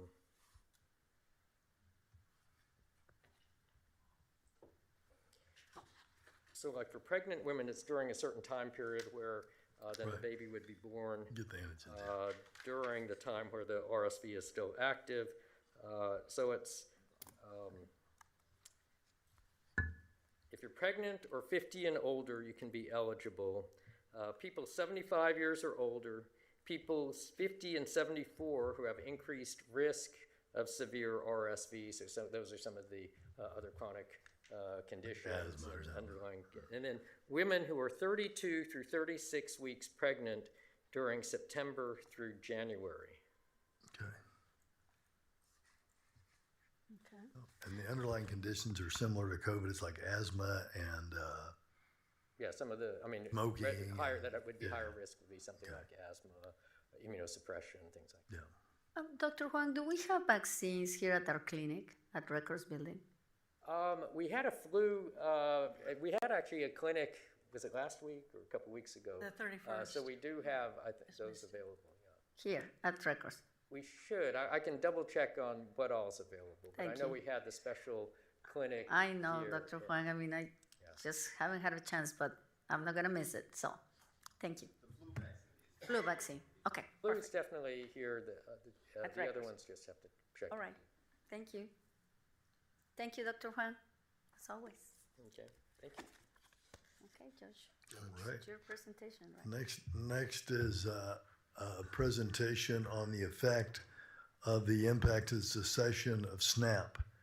And if possible, I don't know if we're able to do that, but if we could get the maps that Health and Human Services have done, and maybe if we've still got it, the map of green the heat map from CPAL, because that's a good visual aid to show people where folks are most affected and where the distributions will be. I've got with me today, there's some distribution map there. That's good. We can hang with that if we don't have the other one uploaded. I've got with me today Tricia Cunningham from the North Texas Food Bank. And I want to start by commending the Commissioners Court, because as far as I know, y'all were the first people to step up and provide funding here in North Texas. That's happening more and more, thankfully. But what we got in Dallas County is with the government shutdown, there was a $5 billion fund that was set aside by Congress to cover SNAP and WIC in the event of a shutdown. The Office of Management and Budget for the White House instructed the Department of Agriculture to remove that plan from their website and not to fund SNAP and WIC. Last week, 2 judges ordered the Trump administration to use the fund. They chose not to appeal that ruling and said that they will use the fund to cover 1/2 of SNAP and WIC benefits for this month. So 2 things will happen there that are important for us to understand as a community. Let me back up. There are 404,000 recipients of SNAP in Dallas County. They get a combined total of $56 million a month. And who are these folks? Well, 39% of them are children. I don't know the exact percentage, but a great number of them are people over 65. And so it is people who have come to rely on this food to keep them from being hungry. And this program also helps our grocery stores, particularly our grocery stores near food deserts, as they have a reliable source to sell products. So this has a ripple effect across the food system. So what this county has done and is going to vote on today is a possible donation of $1 million to the North Texas Food Bank for use for our Dallas County locations to have boxes for our SNAP recipients who are going without, and also for our furloughed workers.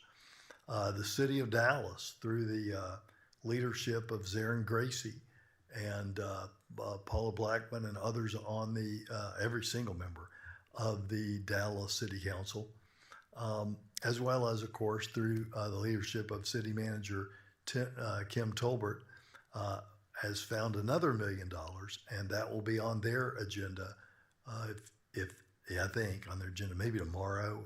That money's going to the food bank as well.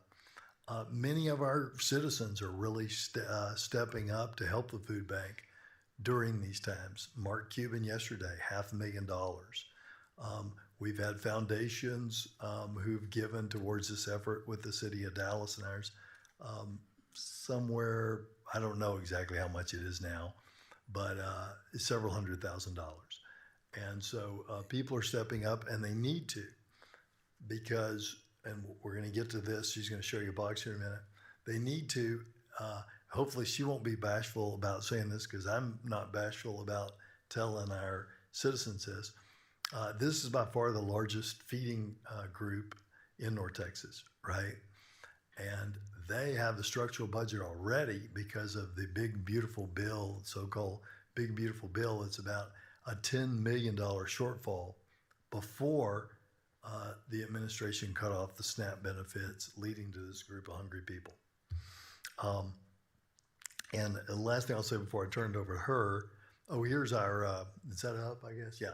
So if we look at this map, the darker the green, the more people in that particular zip code who are recipients. So as you can see, it is diffuse, and if there's any green, you've got people there. And even these lighter shades of green amount to hundreds of people. but the numbers really get dark as we go south and east, and so we're going to be doing a lot of focus there. Last thing I'll say, And west, Judge, I mean, Yes, and you west look as into well. it, We're gonna Butler be- Hill and West Dallas are not there. we'll be diffused throughout the county, but particularly working those areas that are the darkest green. There's some in all parts of the county, really. Maybe not so much in the far northwest corner, but the rest of the county has several of those. Yesterday I had the opportunity, and so did Tricia, we went out to see a slightly different way of, this won't be exactly the way our boxes are distributed, because they were making boxes on site with Catholic Charities using North Texas Food Bank's food. And what struck me is I looked back at the line. I think Sean Rabb was there, who's got a great heart for the, is on television, but also has a great heart for this sort of ministry. And he said, look at that line. I looked way down this line. It looked about as longer than normal. And he goes, that's not the line. Look over here. And all the way that we were in West Dallas at a Catholic center on about 3600 block of Singleton. You could see the cars backed up across the bridge going to Parkland for food that day, right? So, I mean, just an incredible need that you guys are helping to fill. And with that, I'm going to turn it over to Tricia. Tell us more and give us our show and tell. Yes, I brought props today. Thank you so much, Tricia Cunningham with the North Texas Food Bank. And I never thought I would see a crisis greater than COVID. I just saw Dr. Wong talking a little bit about that. But to have these SNAP benefits dropped all of a sudden for our neighbors here is catastrophic. And even though we know that they're going to be using half of the resources in November that they had as emergency supply, that only meets half the need of those individuals. And if you're looking at just Dallas County with over $50 million per month of benefits being delayed, we know that those SNAP recipients cannot float that. Others may have savings, but you can't be on SNAP if you have the savings. So that's where the food bank has to step in. And the judge is right. We have lost about $12 million of federal government funding so far this year. And just to meet the needs that we already are currently serving, which are about 30% higher than they even have been because of the increased cost of food, and that dollar doesn't buy as much anymore, and also the increased cost of utilities and their rent and mortgages and insurance. We know that many people were already in a situation where they were suffering. Food banks were never intended to cover the gap of SNAP. SNAP is the most efficient program that we can use to be able to support food insecurity. For every one meal that we can provide, SNAP can provide 9 because that retail chain is already in place. And as the judge said, it's also an economic incentive for many of our retailers who are in the market, who are using and counting on that income to be able to keep their stores there. But that's what we do. We're here to feed people. We're here to serve people. We do already have a $10 million deficit budget this year because we know that we want to use whatever resources we have to serve, and then we had the government shut down. So I just want to first say thank you so much for considering this proposal. We can't just make food appear, so we've actually already pre-ordered 87 semi-loads full of food to be able to try to help us to meet some of this need in anticipation of our community support, because that's one thing that we know about our area is that we step up to support our neighbors overall. So I did bring some show and tell. So we, in addition to our partners, so the North Texas Food Bank, while we serve 12 counties overall, Dallas County makes up 60% of the need in those 12 counties.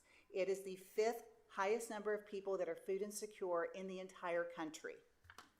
So that's why the need is so great right here in Dallas County, and why I was thrilled whenever Judge Jenkins came and told me that he was working with all of you to be able to see if there was something that we could do from an emergency response standpoint to help those in need here in Dallas County, and also working with the city as well.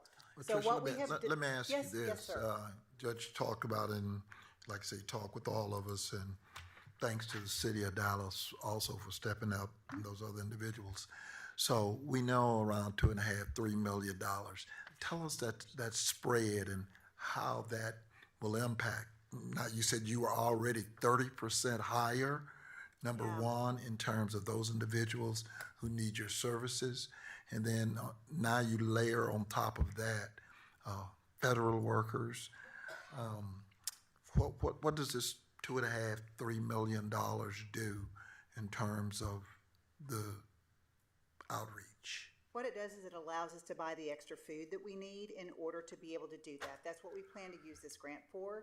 We actually have, we're using a sort of reverse bid process, and we have an event going on this week that is $1 million bid for basic staples. So it's things like what we're going to have here. So mixed bags of produce. So we have, in addition to our normal distributions, we know that the need is high. So we have in the high need zip codes, we're going to provide for every family of up to 3, they'll get 1 bag of produce and a 25-pound box of staples. So these are things like pasta, beans, rice, fruit, cereal, basic things that a family can use. And so this box can provide about 30 meals in itself, and with the produce there. So we want to make sure that they get access to what they need. There's no way we can fill the entire gap, because as you lose that resource, we're there to be able to supplement and help those families try to get by as much as possible. It will depend on our buying, how much that $1 million will help us to purchase. Different things are cost. Produce is probably the most cost-effective thing that we have. It's also perishable, so we want to make sure that there's staples there like peanut butter and things for the family as well. Does that answer your question, Commissioner? Yeah, pretty much. I'm just usually I hear these numbers calculate. So in $3 million, do I get a 3-to-1 return? I mean, just your guesstimate. So in general, the North Texas Food Bank can provide 3 meals for $1, but those 3 meals include donated product, and that's what we're generally doing. So we're going to have to go to market to be able to purchase the additional food. And what our sourcing team has told us is that because of the tariff impact on canned goods, we're already seeing an increase in canned goods. We're still going to be much more effective than going to the grocery store and purchasing product that has a markup on it. We work directly with the food manufacturers and have things come in on semi-trucks, goes right into our inventory, then goes right out to either the distributions like Judge Jenkins saw that we did yesterday. We're amplifying some distributions for SNAP, or to build these boxes that we use volunteers for. Can you tell me more about that distribution, if you would, please?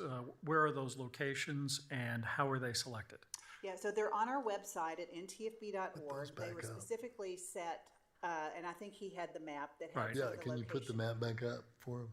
It's still up. No, this is the heat map of where the people live. Yeah, the first Show the map dots that they where had we're distributing. had the distribution sites on there, and we specifically want to use our partner network as much as possible. So we have a food finder on our website where someone can type in their zip code and go to their nearest food pantry. But we know that most SNAP recipients actually work, or their children or senior citizens. So those families that work, we want to make sure it's convenient for them to be able to get access, because they would go to the grocery store on the weekend or the evening. So we have some evening distributions. We had some weekends distributions. We've been leveraging the Dallas College sites across the county as well to do these additional distributions. Some of our larger partners, like MetroCrest Services, which is more in the Northwest. Brother Bill's has been doing things with their resource centers, as well as with the DISD organization.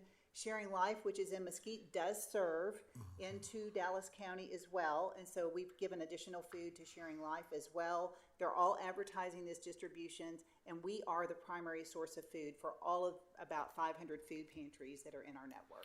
You described how you got food, canned goods, for example, straight from the manufacturer. But tell me about the produce. How do you obtain that? So the produce, a lot of our produce we get from the Valley.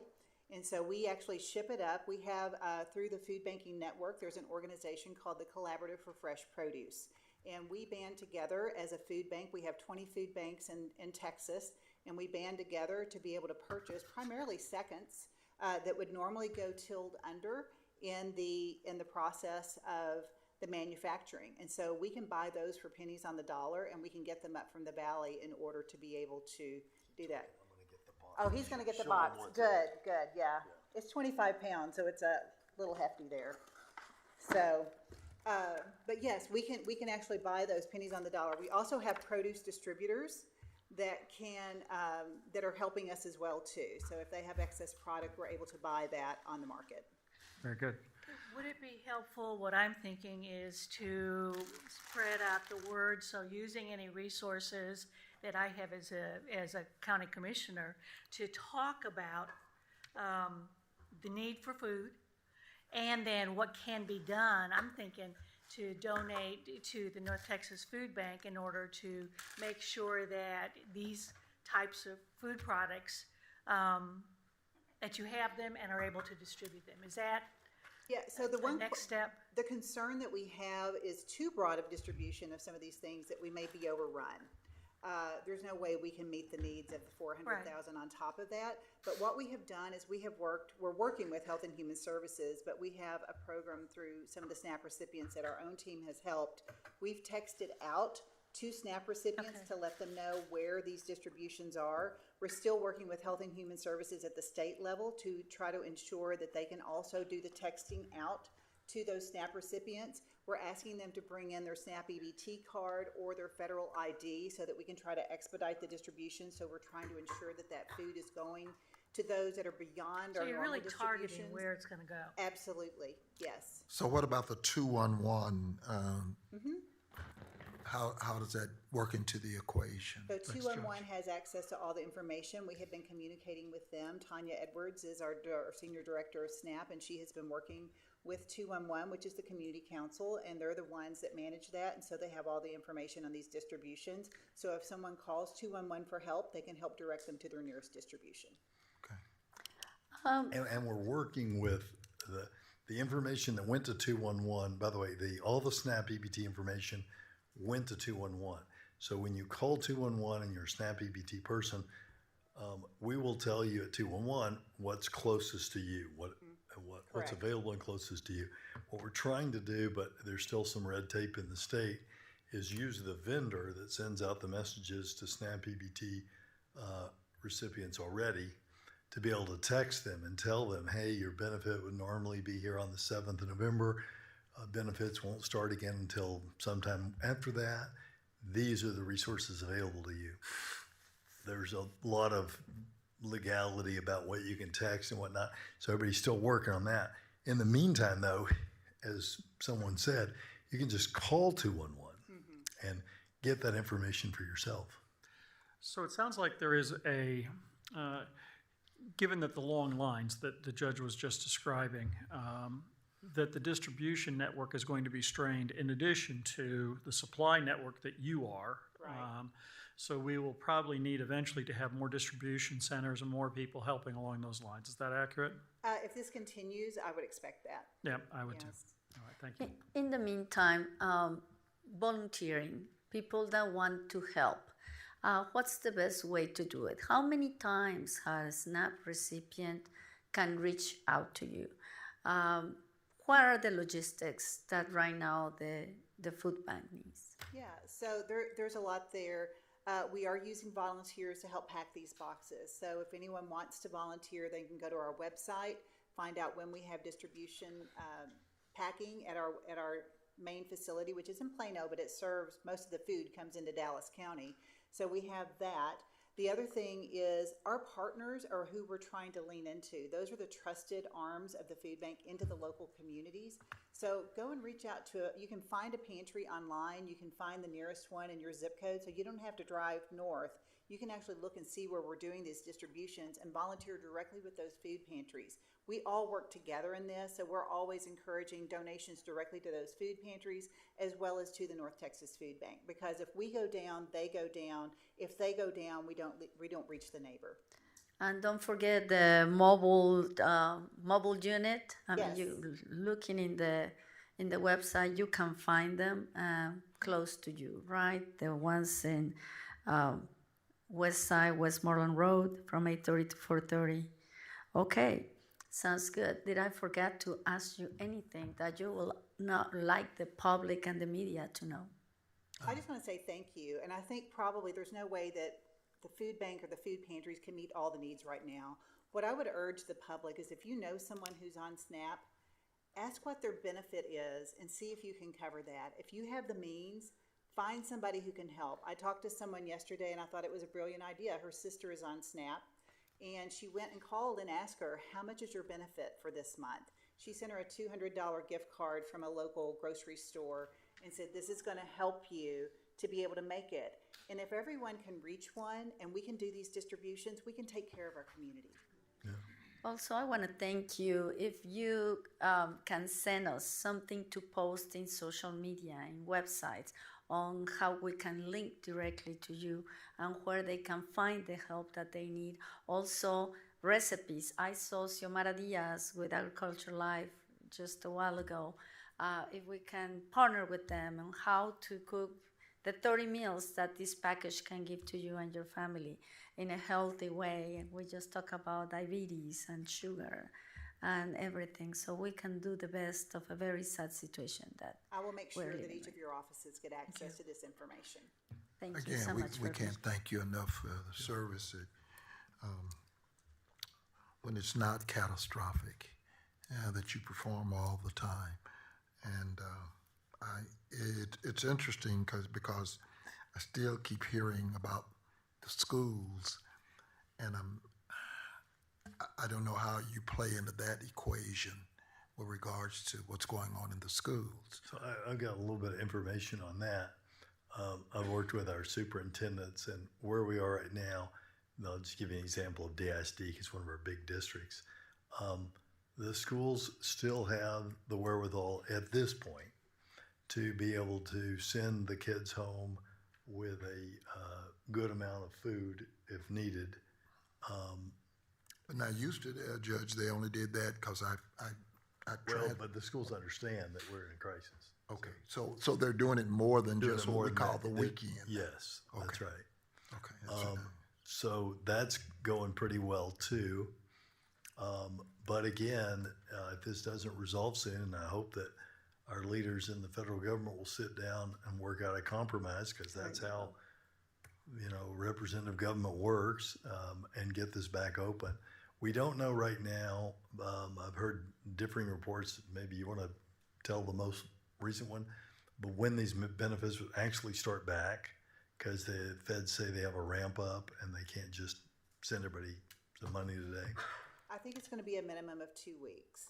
By the time the federal government gets it to the states, and then the states determines, because the way SNAP works is you get your benefits on a certain day, and so they're going to have to know which of those benefits have missed their November benefits based upon when it starts. Then they have to work with their third-party vendor to be able to load those benefits on those SNAP EBT cards. So I think we're still going to be meeting the needs with the delay in benefits for at least a couple more weeks, based on the information that I saw. I'm hopeful that it pulls forward, right? Even with those partial benefits, we know that there's still going to be need out there, and we don't know about December at this point. So my thought is to contact people who I'm aware of who do contribute in order to hopefully make up some of that shortfall between now and 2 weeks from now. Yes, that would be very helpful. Thank you. And if you decide to contribute, the easiest way for you and the best way for the North Texas Food Bank is contribute money. Because as Trish said before, if you go to the store and you buy that bag of produce and you buy all of these canned goods, you'll spend many multiples of what North Texas Food Bank will spend. But if you'll send them the money, they'll be able to buy much more food to get to people. And it's a great way, I think, to involve your organizations that you're a part of. If you go to donate food on our website, there's a way where you can do virtual food drives, and then you can see how much your organization collects. And so you can set up a unique URL. And so if you wanted to do something in each of your districts, you could actually set something up for them to be able to contribute back through, sort of bring that community together. Okay. Thank you very much. Any other questions? No, thank you for the presentation. It was Thank very, you. Thank you. And as we go to the next presentation, if staff will quickly help me refill the box. Hey, Tom, give a hand here, will you? Here, I can help too.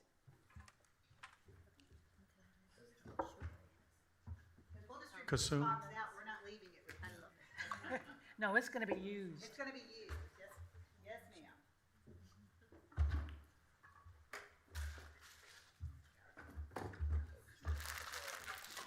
you. You got, Thank you. well done, Kasum.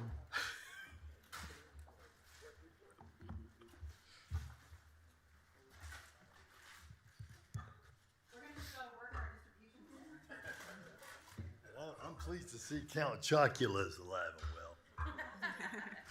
and well. If you get some Frankenberry, let me know, all right?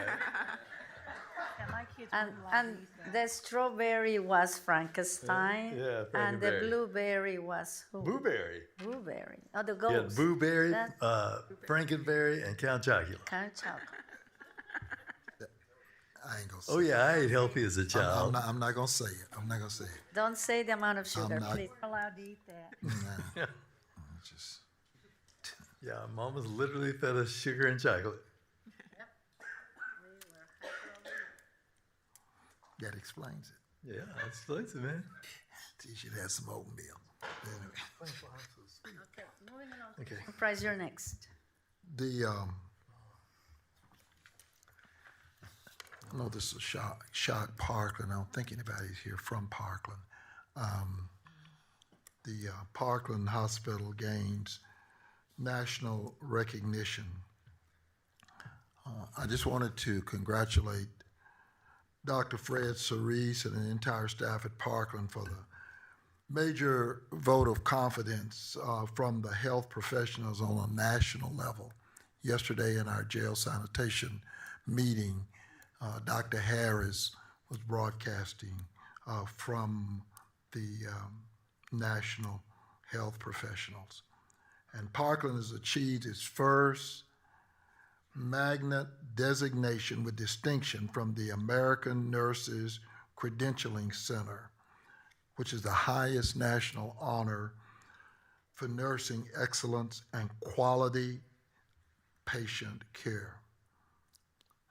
This prestigious recognition places Parkland among an elite group of healthcare organizations recognized for exceptional nursing professionalism, teamwork, and outcomes. The American Nursing Credential Center, the Magnet Recognition Program, recognizes hospitals that provide outstanding patient care, nursing excellence, and innovative practice. It is the highest recognition that a hospital can receive from the ANCC, the largest nursing credentialing group in the country. Only a small and select group of U.S. healthcare organizations have achieved magnet recognition. Research shows that magnet-recognized hospitals tend to offer better patient care, including lower mortality rates and higher patient satisfaction. These hospitals also have a lower staff turnover among nurses, and magnet recognition also helps hospitals attract and retain top nursing talent. This is no small feat, and I want to convey my appreciation and congratulations for this landmark recognition. As we saw the jail cut over from Pearl to Epic, and it is now, according to the Sheriff's Association, we've been there every night, it has made all the difference in the world. So to Dr. Harris, Dr. Williams, and the team, congratulations. As they say, nurses run hospitals, doctors don't. So thank you to Parkland. I know that'll surprise you, Parkland, because next week the Chronicles will return.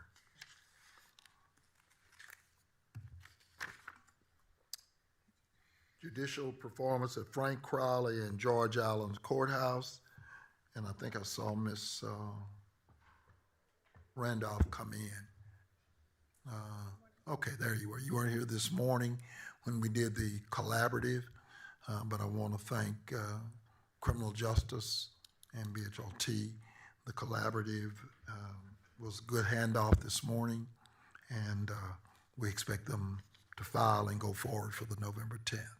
So thank you for all of your assistance. Based on our manual process and the pulling of cases, there's a number of issues that are at play. The female bookends have increased from 20 to 22, 23%.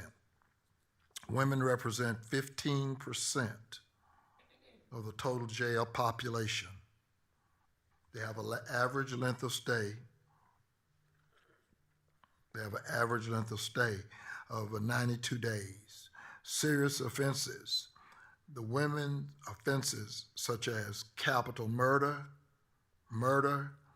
and aggravated assault have contributed to this, this elevated average. The majority of the women in custody are charged with alcohol or drug-related offenses, but we're trying to implement that alternative to incarceration, such as still talking about the RAD docket, could serve as a release valve for those drug-related cases and help connect individuals to appropriate treatment and support services. The jail population command management team continues to be involved in trying to manage women in that custody. As I said, unfortunately, custody is designed for males, and as a result, when females enter the equation based on the Texas Commission on Jail Standards, female cannot be in sight nor sound of a male. And therefore, it creates a real challenge for us to try to manage that population. Ms. Randolph, is there anything else you'd comment with regards to the female population and what we're trying to do to make that work? Yes, good morning. My name is Charlene Randolph, Director of Dallas County Criminal Justice Department. As you said, we definitely want to make sure that we monitor all populations in jail, but particular women in jail for the reasons that you mentioned. The women that are in jail right now, as we talked about in our jail sanitation meeting yesterday, a lot of them have very serious charges. And so we're really dealing with the population that may be able to get out more quickly, not including those individuals with more serious charges. In order to make any case move, there has to be settings. There has to be bond set. And so the Criminal Justice Department's jail population management team is working proactively with all stakeholders to ensure that there is nothing that may impede anyone that may be eligible for getting out, that any of those issues are resolved. And also, we work actively still with our pregnant female population in jail, working with stakeholders to ensure that there aren't any other avenues for that person to get out. In particular, we ask for compassionate releases when it is safe to do so. And so we've been doing that for several years, and we are doing all that we can to ensure that no woman is left in jail without some avenue or inquiry to see if there's any possibility for them to discharge from the jail safely. Well, when I had to pull that report, last report I saw was 11-1. So are the felony courts not reporting an update? Since 11-1 was the one that was found, there was nothing as of today.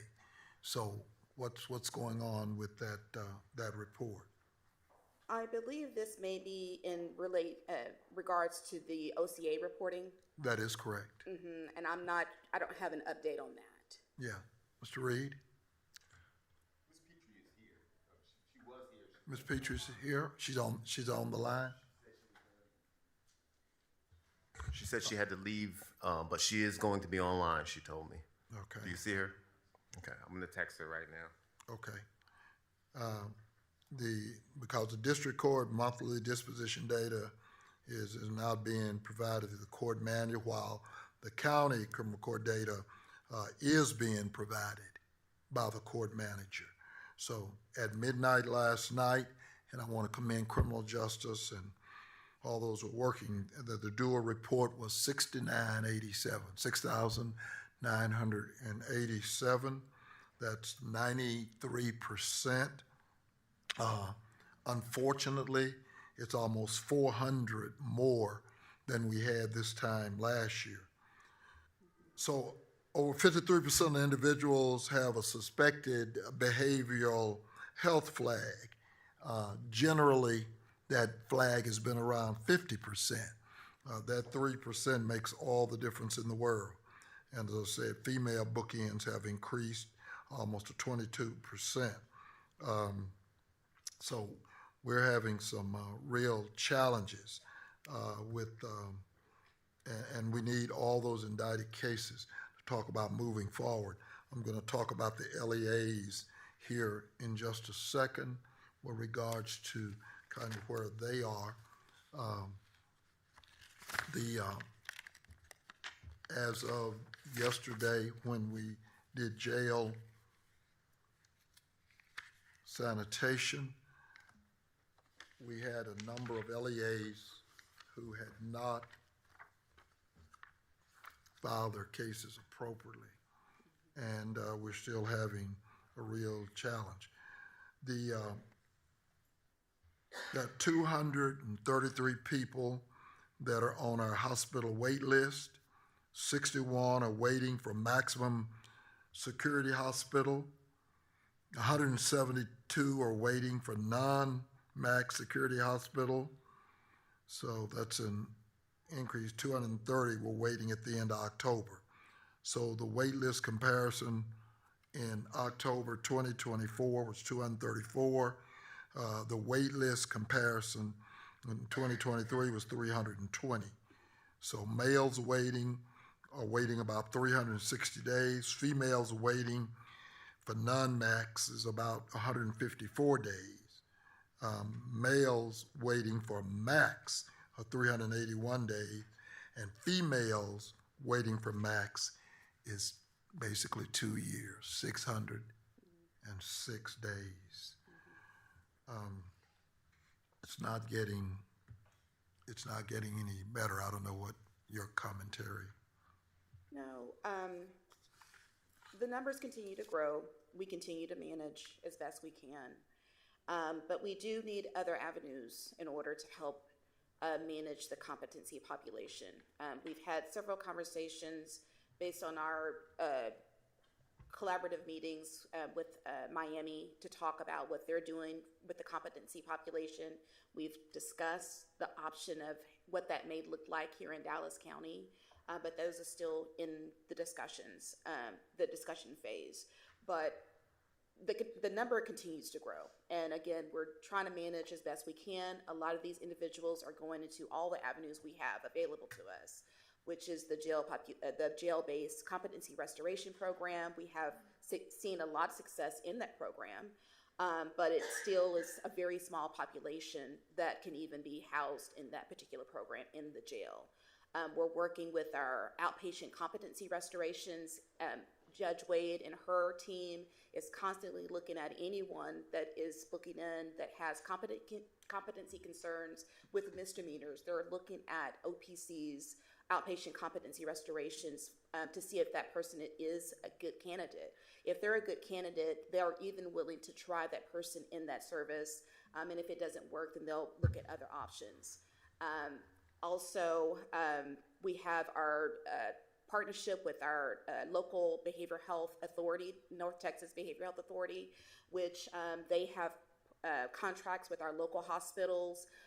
There's a set amount of beds to do competency restoration here in Dallas.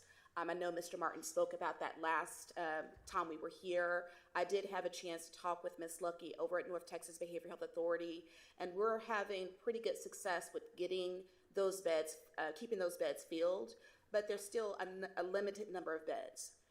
And so, again, we're using every avenue that's available to us. It's just not enough. And I'll continue to have conversations with NETVA and the Sheriff's Office to see if there's any room for improvement as far as the transportation. However, We are maximizing the resources and the opportunities that are available. They're just, as you said, just aren't enough at this time. The real challenge, and again, I want to thank the sheriff. For Parkland, that's the National Commission on Correctional Health Care, and that was the recognition that they received.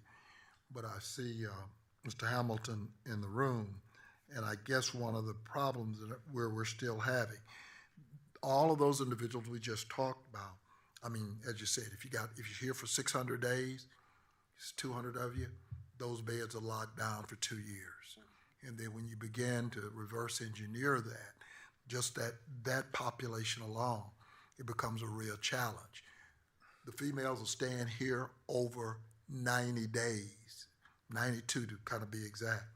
So I guess my concern is, we looked at those, using those AIS reports, an Excel sheet, 293 all-type cases, not just drugs, and 122 of them belong to DPD, and the 171 belongs to the other LEA cases for defendants who are in jail. And these are people who are in jail, and so take that 293 for over 30 days. Now, I understand the Michael Martin Act and the Richard Miles Act, but I'm still trying to glean what is a reasonable time to file these cases. This, again, is 293 individuals who have the beds locked down for an average of over 30 days. And so when you began to deal with that, you began to run into some real issues of trying to manage, this population. As I said, Parkland spends about, the sheriff spends about, $19 million a month for incarceration, and Parkland spends another $5 million, and so a month. So these individuals are at least in there for a month. So while the 293 cases have not been received, these defendants are being held in jail. And of course, I've watched the immigration holds go up to about 800, almost 900 individuals. So a lot of these individuals, I understand, have immigration hold. But again, let's go back to that 800 immigration. Those are beds. Those are not just individuals. Those are holds and beds. Those are 800 individuals, may have various holds on them. So when you look at it, you get to Cully, you got a couple of thousand people easily and we're still booking out 350 to 400 people every day. But yet and still we got people who are locking those beds down. And so it's become a real challenge. And I just want to thank, criminal justice and Sheriff's Department for trying to help us manage that, because it has become a 24/7 management. I understand, Ms. Dean was here. Ms. Dean, you're still here. Where are we with regards to SB 6, SB 9? I read a memo that said that the judges had hired somebody to do early morning and that they were going to do 10 o'clock or something. That is my understanding. I've heard from multiple sources that they're hiring a panel of part-time judges, and I think the last I heard was that 3 of the 4 had been hired. And the part-time judges will hear the 6 a.m. list, no bond list that comes from the magistrates, and then the sitting district court judges will hear the 10 a.m. no bond list that comes from the magistrates. We're also trying to figure out a system for handling the mental health bonds, which is a little bit different. Those are cases identified under 17032, and there is usually a magistrate assigned to hear those. But in cases that are affected by SB 9, they're working on a solution of either giving those to the panel or having the magistrate make a recommendation, I believe. But I think that process is still in process. Well, what did they give you any time limit on when they think that they're going to come to the conclusion, and are we able to assess what is happening right now, since that's not concluded? Well, with the mental health bonds, for instance, I mean, we're going ahead and setting them in front of the district court judge, the judge that the case is assigned to. I mean, we're going forward any way we can to try to make bond settings and have hearings in these cases. It's my understanding that the panel has already started to hear the bonds in the SB 9 affected cases, but I don't know about the mental health bonds, when that'll go in place. Okay. Thank you, and thank you for what you and your office are doing with regards to those misdemeanor bonds, because, you know, a bed is a bed is a bed. I understand the difference between classifications, but more people that we can get out the door that doesn't injure the safety of the public, especially on those misdemeanors, then it frees us up. Okay? Yes, sir. Okay, thank you. Now, Mr. Martin, I see Ms. Petrie has returned. Ms. Petrie? She's in the queue. Hello, is she? Hey. I'm here, Commissioner. Okay, there she is. Okay, and I think that what we were talking about, where are we with regards to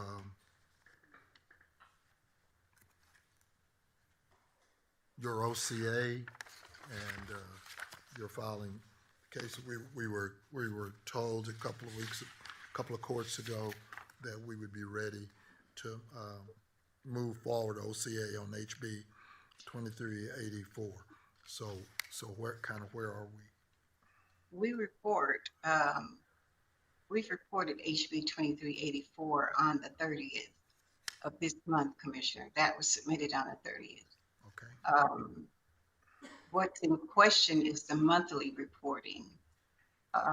The system does not report by offense. So if it's a murder case, it's not reporting that. If it's a theft case, it's not reporting the numbers. I can run a report, but it does not provide the numbers per offense. And that's the holdup. I sent a report to OCA last night at about 8:30, and the numbers did not report. Today, Mr. Fitzsimmons is running some numbers, but we will have to do that manually. I don't know if it will be correct or not, so we're looking into doing that. But we did submit House Bill 2384. We did that on the 30th. That has been completed. It has not shown up on the OCA website, and that will not show up until December. We report House Bill 1182. That is done monthly, and that is the totals for the courts for the month. It shows the number of cases assigned, number of cases disposed. So we're current with those reports. We just cannot report the number of cases by offenses, and that's the monthly report. I don't understand that. Can you explain why it doesn't report? I don't understand. That's an IT question, Commissioner Summerman. I don't know why it's not pulling. I don't know why the numbers aren't pulling. Mr. Reed, can you address that?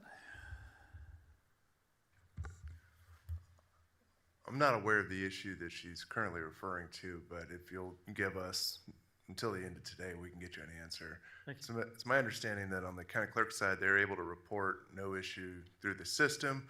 I think it may be related to the invalids that the district clerk's office is still working through. Let us verify that. That is correct, Mr. Reed. It's due to the invalids that we have. I received an invalid report last night. There's still 13,300 invalids. Well, stop. How many? 13,300. Well, I thought here a couple of weeks ago, I thought we were at a lesser number. Less than 500, I understood. No, it was a little bit more than 500. It was more than 500, but 13,000? 13,300, Commissioner. That includes new cases added, though, correct? I mean, it's not. I don't think so. Cases. These are all converted cases. From the initial, we turned off the we turned off the integration with the warrants. but we still continue to work through those. We're doing a lot of manual work. They have been running scripts, but we're not seeing a lot of action on the scripts. It may delete from one bucket, but it goes into another bucket. So one case may have 4 or 5 different issues in it. So you complete one, it just simply goes into another bucket. So last night, I worked 52 cases, but that was 3 hours for 52 cases, to complete 52 cases. Yeah, you know, look, I mean, I think been presenting all year, and I'm keep hearing the same thing recycled. And I guess my concern is, are we paring down those scripts? What is going on? I mean, if she worked 52, do we need to put in 3 hours? Do we need to do a 10 times 52? I mean, what do we need to do? That'd be 1,000. Commissioner, 1,000. IT is continuing to try to use logic scripts to fix these issues. But this is just a records issue from converting bad data into the Odyssey system.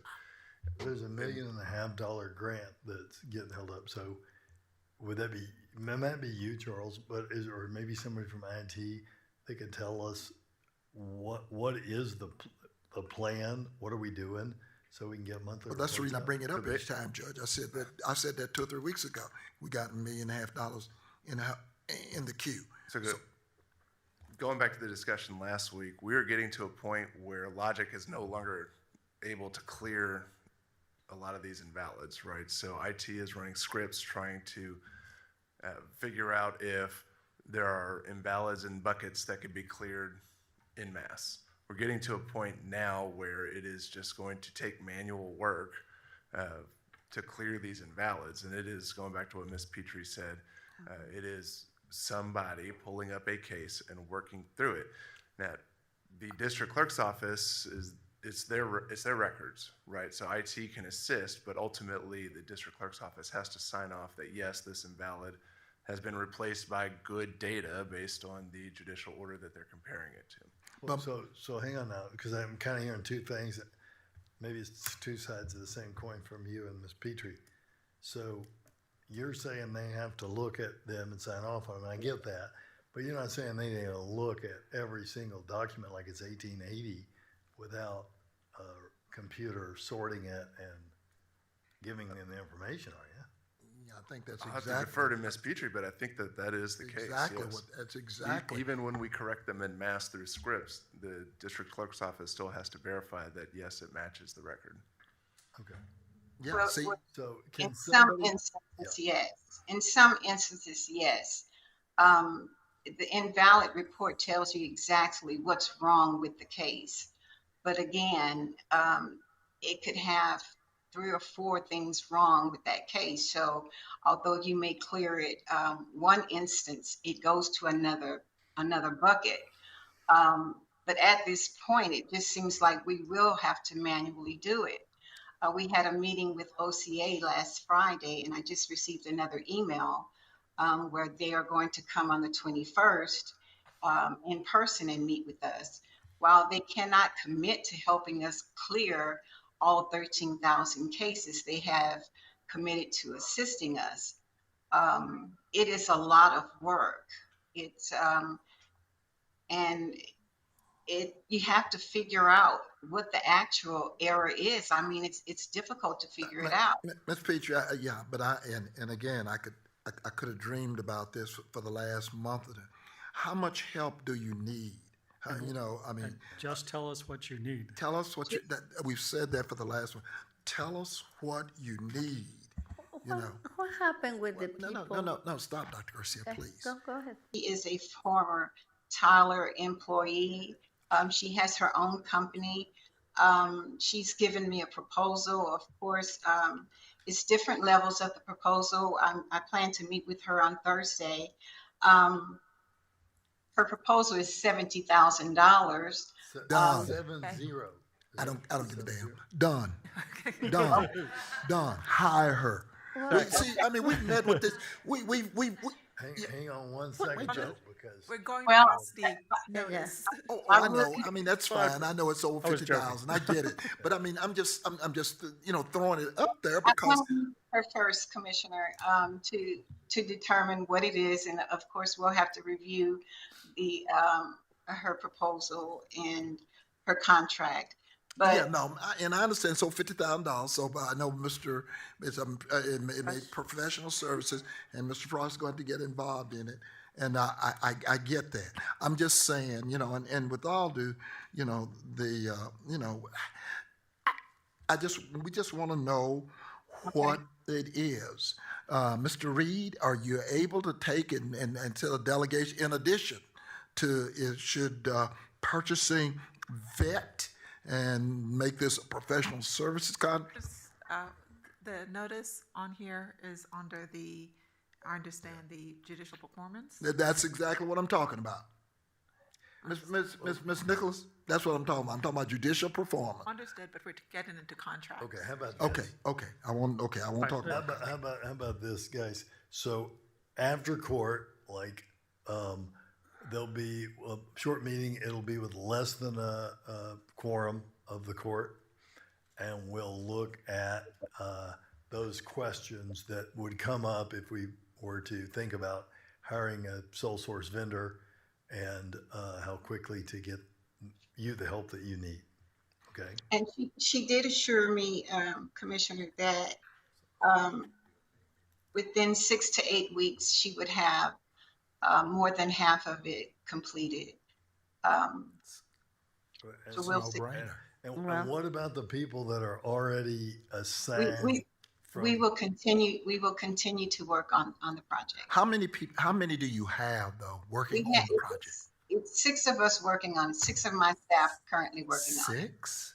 You need 60. How many is it a space issue? What is it? No, we can certainly use some more people. How many do you need? The Warren staff has indicated that they are willing to work. Of course, I don't know if Mr. Warren is willing to pay overtime. Ms. Petrie, don't worry about the compensation. How many people do you need? Let me talk to Mr. Warren to see how many of his people will work the overtime. Let's go ahead. Ms. Petrie, my question is, all along, like Commissioner Price we have asked you, what do you need it? Last time, this court approved, Dr. Watkins, 6 additional people. It was more than that, so I'll have to pull the briefing. I'm not sure what happened. Why has been, all the resources have not been enough? Is there something else that with the transition with the technology has not been working? We were thinking that we could get it done with the scripts, Commissioner. So we were thinking that we could do it without having to do manual work. So we were hoping that with the scripts that it would be done. But that is not happening. So we were hoping that with technology, we would not have to do a lot of manual work. Okay. Looks like that's so. This additional request is to continue to do manual, not technology, manual. Not technology, no. Okay. So according to you, you're done with the technology part. IT is done. This is manual, and this person contract that will be. Yeah, it will be manual on her part. 100%. 100%. And would it be one person or a team? No, she has a staff. She has a staff. Thank you, Commissioner. Can I ask you, and we've talked about this turnout before. As you know, I've been in those meetings over there with you guys. Let me just ask you, are you able to, not necessarily just shut your office down, but work through the weekend and put all you need? I'm sure this court is willing to throw everything you need at you. Work through the weekend. If you did 53 in 3 hours, I'm trying to do some calculations. And so as a result, can you just shut it down on a Friday? And I know you've done this before. You shut it down. But for some reason, we're just not, those numbers keep fluctuating. So let's, can you designate a time and put together a plan before so that But we can I, see it? I also want to mention that we're getting ready to turn on the CJRB. That is going to change the way we do business as well. So that is going to have to be a buy-in from the probation officers, from the judiciary, from the attorneys, because once we turn it on, the system will not allow us to move forward if there is an issue on that case. So if Who makes that determination when you turn it on? I'm going to make the decision to turn Okay, it on. hold it. Hold that until we get to 13,000. That's what I'm saying. Hold that until we get this. And based on what you just said about the other lady offering and Ms. Petrie, we just don't want to continue to just do this recycling. I get it. I'm ready to get it cleared up, Commissioner. Okay. My staff is exhausted. I'm exhausted. So we're ready to. We're exhausted. Yeah, thank you for your efforts, Ms. Petrie, but it's also true that we don't seem to be making a lot of forward motion. We feel the same way, Commissioner. And I know, I understand your frustration because we're frustrated also. And I've just been talking with a variety of people and listening to see are there other options that we have not explored to bring this. Well, I will meet with her on Thursday, and we will submit the final proposal to you. We appreciate Charles. that. Yeah, plan would be very much appreciated. And Charles, I'll meet with you on Thursday, Charles, and let you know where we are with that. Thank you. Mr. Reed, Ms. Foster Allen, do we not have in the budget already some positions that would be available to her to assist her on this manual task? Yeah, we already asked her. Yeah. The Commissioner's Court had previously approved some resources. That's right. And what will it take to hire those individuals? I think that they were approved as overtime, not as new individuals. Yeah, they're already in the queue. Thank you. Appreciate you. Yeah, it's called utilization. So we can use those. I know, Ms. Nicholas. We're still talking about performance. It's called utilization. Budget. We will offer that to Mr. Warren's staff, those that are interested in work. Okay. Yeah. So but again, you need to your person needs to get whatever you're gonna get to Mr. Frosch so that we can deal with this Thursday meeting, because it appears as though you already have some kind of preemption about it. So we need to push some over to Mr. Frost. Okay? Okay. Please. Sounds good. Yes, ma'am. I appreciate you all. Thank you very much. Yes, Thank you. Thank you to you. Okay. I don't even know if I'm. I think that's. I got to do an update on elections. Can we get him on the He was line? on earlier. Yeah, I know he was on. Mr. Adams, can you hop on? Can he hop on? I'm just for right now. Yeah, just for a second. And he also wanted to speak on the item. On Yeah, his, I know, and I want him to speak on it. Right. That's exactly right. I'm a little perturbed that I don't know if it happened in anybody else's district, but and he addressed it. He's just got here. But let me just tell you something. In an election with less than 8% of the vote, damn it, I was not supposed to run out of ballots. On an amendment election? Are you kidding me? And so I don't know if that happened anywhere else. Judge, 2 places. huh? 2 or 3 places? Yeah, but were they all in my damn district? That's what I'm asking you. Yeah, well, that's what I'm talking about. So my point is that, and it has nothing to do with the new elections administrator. He is great. He has jumped in here. That should be static. Commissioner, he's on. Is he on? He's on. Okay, he's here. Okay. Welcome to Dallas County again. We're glad you're here. Yeah. And I thank you for the quick reply on the ballot in my district that ran out. That's not on you. You jumped right in the middle of this election. But I just want you to know I am not happy about it with less than 8%. That makes no sense. The other issue that's up before us is that's coming up so that you can move on is that, that map. And I know we've all looked at it. I know I don't know if it's premature, but depending on what happens with the outcome of the case. But is there anything you want to say about the map that you've generated to us, please? Oh, yeah, you're muted. You must be muted. How many maps did you make? Just one? No, I made. Paul, can you unmute? It won't let him, he said. I'm reading lips now. It won't let him unmute? Yeah. Can we take back all the unmutes and just send him one? Maybe that's it.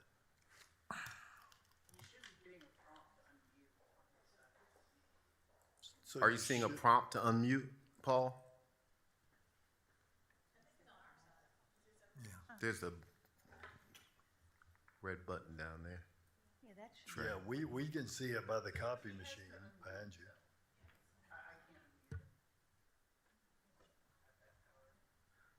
Should we disconnect and hop back on? Would that be easier?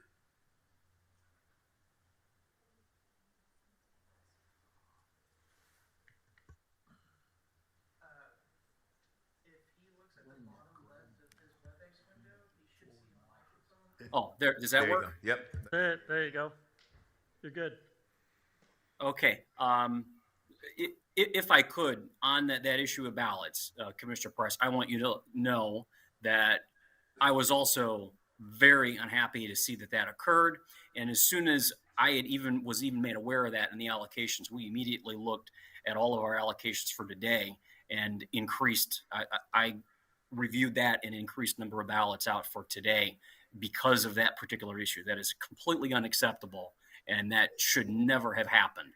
I'm always the person that wants to make sure that the poll workers have well more than enough supplies so that I don't have to, number one, that the voters are not disenfranchised, but number two, that I am not using other staff members that could be used for other problems to distribute supplies and ballots. And let me just say on behalf of my election workers and all, and it's one thing for a voter when they come but if people say, well, Commissioner, it was only 20 or 30 minutes. Well, damn. No, it was, nobody's saying it's only 20 or 30. That's a big deal. No, it was a big deal. That's what I'm trying, that's the point I'm making, Judge. It's 20 or 30 minutes out of that voter's day. And so, thank you for responding to it. And then onto your question about the maps, yes. So we worked very diligently to get those maps together and get off to you. But I wanted, in the email that went off, and I want to just reiterate again that those maps are drafts. Those are not finalized. Right. But there were various parties, both political parties have received those maps so that we can kind of begin a discussion. On the agenda today will be a request to have legal review that because we're moving so quickly.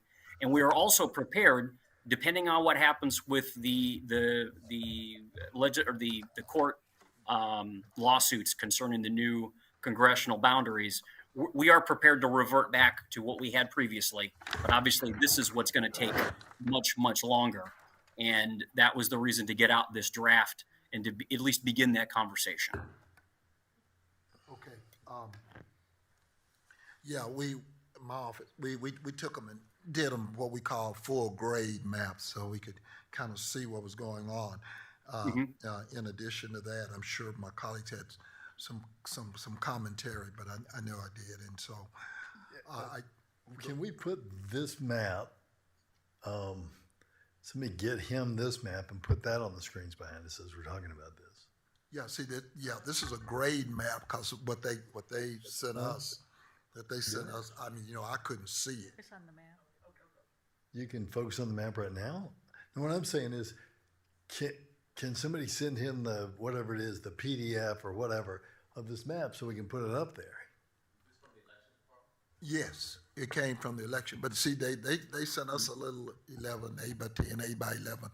And I took it and went to Public Works and did a full grade because I can't, I don't mind admitting I couldn't see that little stuff. Do you have the 8x10 they sent you? Can you send that to us and I'll get it to Trey to put up? Into all court members?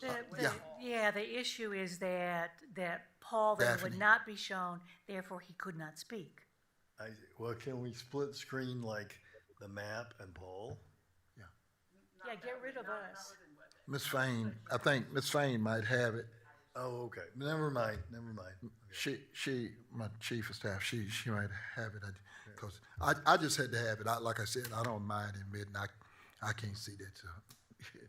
And so I do full grade on all maps, so I can see. That's the only way I can. The map of the congressional lines? This is it. This is what elections sent. This is what we all got. And I just blew it. I go to what we call grade map, so we could see it, so I could see what was going on and what was in my precinct, and then. Can you address how many of the precincts do not have voting locations? Oh. That I do not have that in front of me, but I can certainly find out and let you know, Commissioner. But it's still a significant number, true? That is correct, yes. How is that going to be resolved? So that's, as we just began this process, we were able to get these maps. That is something that I already know that at least one of the political parties is already looking at that. And we will begin doing that very, very shortly here, right after this election, to look at how that is going to work with those locations. One of the maps that we provided to commissioners includes the vote centers that we have previously used. So you can see those. They're in red. They're in red. They're in red, and again, made sure to do that. And by the way, Paul, when is the rest of your staff joining you? I had one individual actually just start yesterday that is working with us, and another position that we are still working on filling. Okay, yeah, they're in red, Commissioner. In fact, I just asked my staff, and I know Daphne was helping, I guess, him, but I'm gonna get full grade maps, because I mean, like I said, y'all may not want to admit that y'all can't see. There were 600 and some voting locations, right? Yes. There were like 600 and some voting locations, Yes. and there's Yes. 800 and some precincts. That's correct. So we know that there's that little bit of a difference between number of precincts and voting locations. Correct. Now, do we have any precincts that have 0 voters in them? So, Commissioner, that is something that we are working through. You'll notice that, as I had mentioned, the number of total precincts in the county actually fell, and the large percentage of those that fell was because we eliminated, or at least tried to eliminate, as many as possible that had 0 voters in them, or only 1 or 2 voters. Part of the review of the request that we're asking for a legal review is going to maybe go even further with that. A handful more may be able to be reduced as well, so that we are not in a situation where we have precincts that only either have 0 or just a few voters in them. Did your folks at GIS, did they indicate that by redrawing, in other words, not having this as the precinct lines, but rather something else, you could draw in voting locations? In other words, eliminate or significantly reduce the problem of having no voting location? Well, So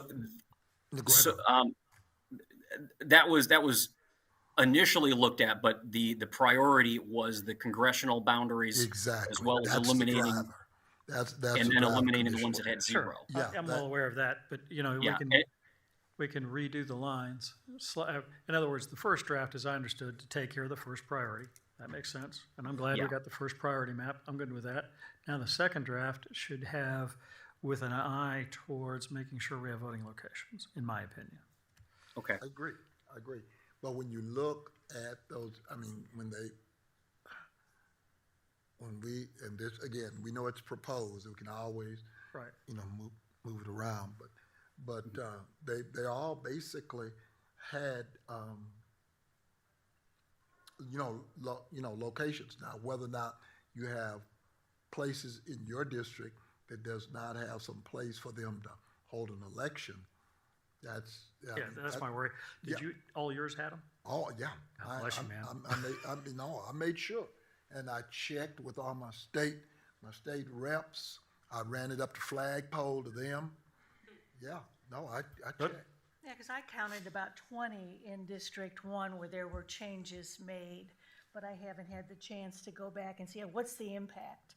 Because it looked like they were primarily putting a precinct with a very low turnout with the precinct with a higher turnout. So that because you still have to be below, 5,000 voters? 5,000 below, oh, yes. And below in a precinct? Correct. Yeah. And Mr. Adams, when would you have all the final information? So I am planning to have a map for Commissioners Court for approval in early December. Obviously, we have some deadlines that are coming up. There's a number of things that have to happen, and this legal review for it to happen this month. So we are looking to bring this to Commissioners Court with a final proposal in December. In the meantime, while you're gathering all this information, you will communicate with us on the locations that you believe we need to work on.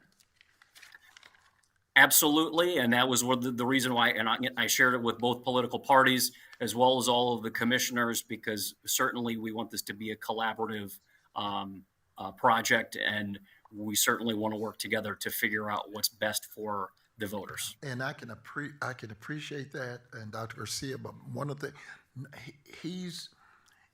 while he's not new to elections, he's new to this to this geography, and we need to help navigate and again reach out and say, hey, this will serve us, because I mean we know right now, we know who our highest voting precincts are.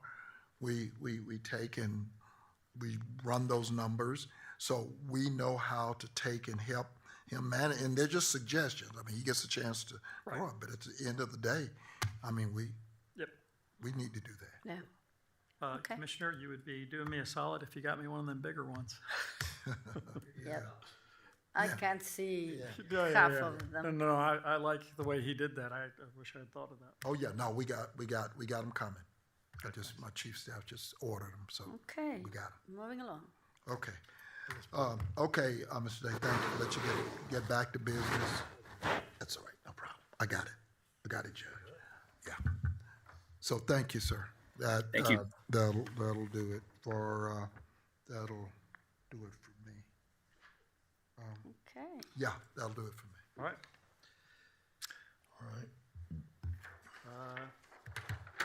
That takes us to the consent agenda. We've got a pull on the consent agenda. Yes, we do. We have, I move the consent agenda, pulling personnel, employee replacements, and salary adjustments, pulled by staff, public defender item, pulled by staff. Second. Okay. Bless you. And I want to be clear on that for the record. The only thing on personnel being pulled is the employee replacement and salary adjustment as to the public defender. Correct. The rest of the consent agenda personnel is going through. Correct. Okay. So that was the motion, and is there any discussion before we vote?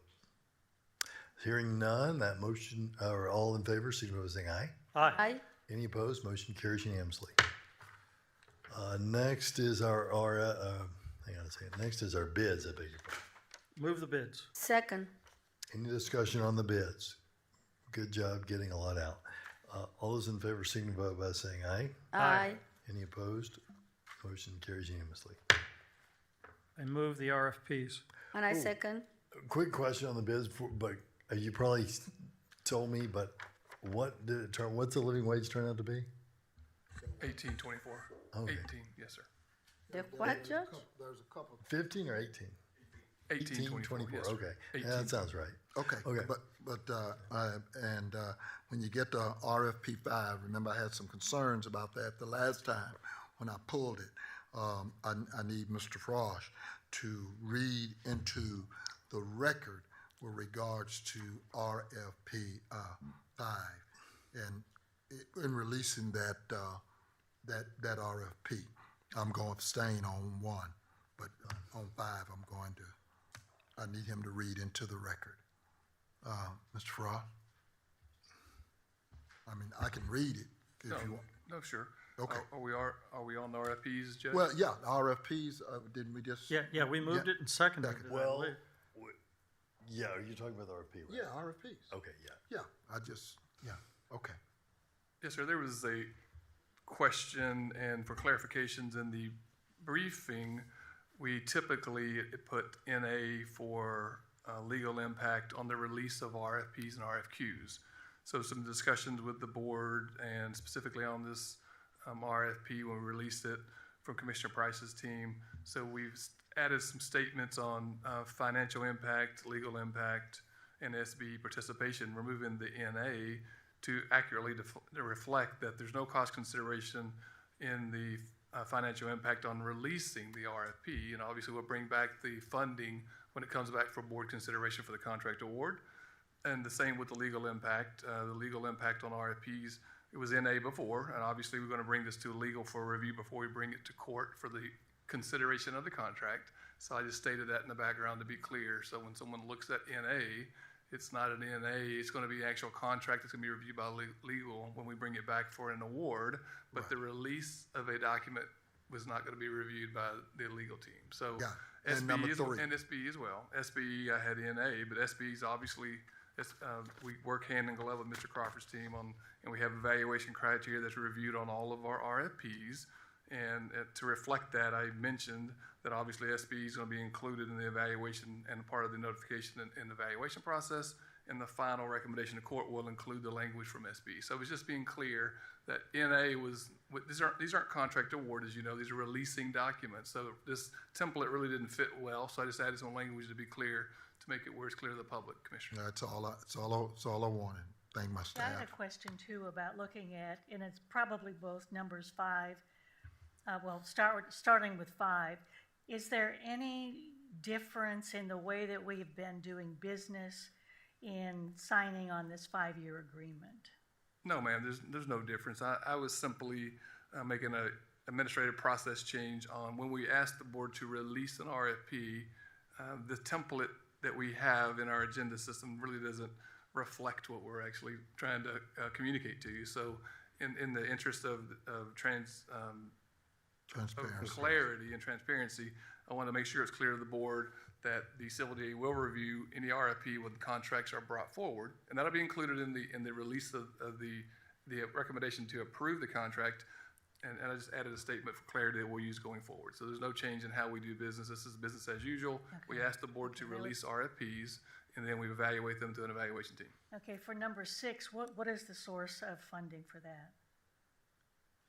It's also a 5-year agreement. Ms. Randolph, this is your project for the Homeless Services, Criminal Justice project that we're releasing the RFP. The source of funding, do you know off the top of your head? We'll bring that back when we bring it back for contract award. Do you know? BJ, Bureau of Justice Administration grants. Bureau of Justice Administration grants. BJA. Thank you. And we'll bring that back when we bring, as with all contracts that are being recommended, we have the funding source. This is just releasing that, that's the answer, Commissioner. And the only change that was read into the record is for clarification. That's it. Right. And at the end of the day, all these RFPs are out as usual. Information will come back as usual. The teams will be pulled together and review all the information, and that will come to the Commissioner's Court. Correct, Commissioner. There's no change to our processes administratively. It's just how we are listing it for releases of RFPs. Okay. And on number 2, this is a new contract? Oh, antiviral? No. No. But are the 3 potential recipients of the contract new vendors? This is not a new project for Dallas County. We've had this project. We've used this vendor in the past. This is the incumbent. So this is we had 3 responses, and this is the highest ranked proposer, and this firm has done good work for Dallas County in the past. Thank you. And the only reason I was concerned about that was last time, remember I think they were doing some handouts and freebies and all I was concerned about, but apparently legally it's passed through, so I'm okay. Okay. All right, I'm ready to vote. You all okay? Yeah, Judge, you can call it. On one, I'm abstaining. Okay, all those in favor signify by saying aye. Aye. And now there's a vote on just one, or is there a motion on just one? No, If I can just get your abstained. abstention on the record. Okay. Is the motion on just one? So Yeah, moved. second. All those in favor signify by saying aye. Aye. Any abstentions? Well, I abstain. All right. All right, next up is our court orders. Yes, Judge, I move court orders 1 to 33, addendums 34 to 40, pulling for 2 weeks by staff, court order 1 and 3, and for a separate vote 7, 25, and 39. Court order 40 for executive. Okay, thank you for telling me right now. And 44 for executive. Okay, no, 40, not 44. Okay. What was it, Barbara? I can- 40. 40, okay. All right. So moved. Second. Sorry. We have a motion and a second. So for these this matters on the non-pulled court orders. Any discussion before we vote? Yes, I do, if you don't mind. On item number 35, if you would, meet Dory Wiley. Mr. Wiley, if you would, please stand up. Mr. Wiley is the president and CEO of Commerce Street Holdings. He is, before being at Commerce Street, he was with the Board of Trustees of the Teachers Retirement System, which had approximately $100 billion in its pension fund. He has also been with a number of other finance companies throughout his career. He is well recognized in the industry in the area of finance. He will be joining the Sixth Floor Museum as my new appointee. Mr. Wiley, thank you for being there. Thank you, Thank and you very much. congratulations.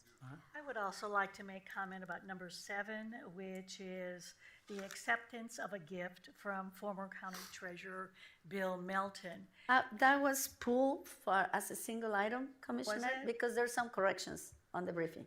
So that was pulled for a separate vote. But So we'll no get to wonder it. it's not out here yet.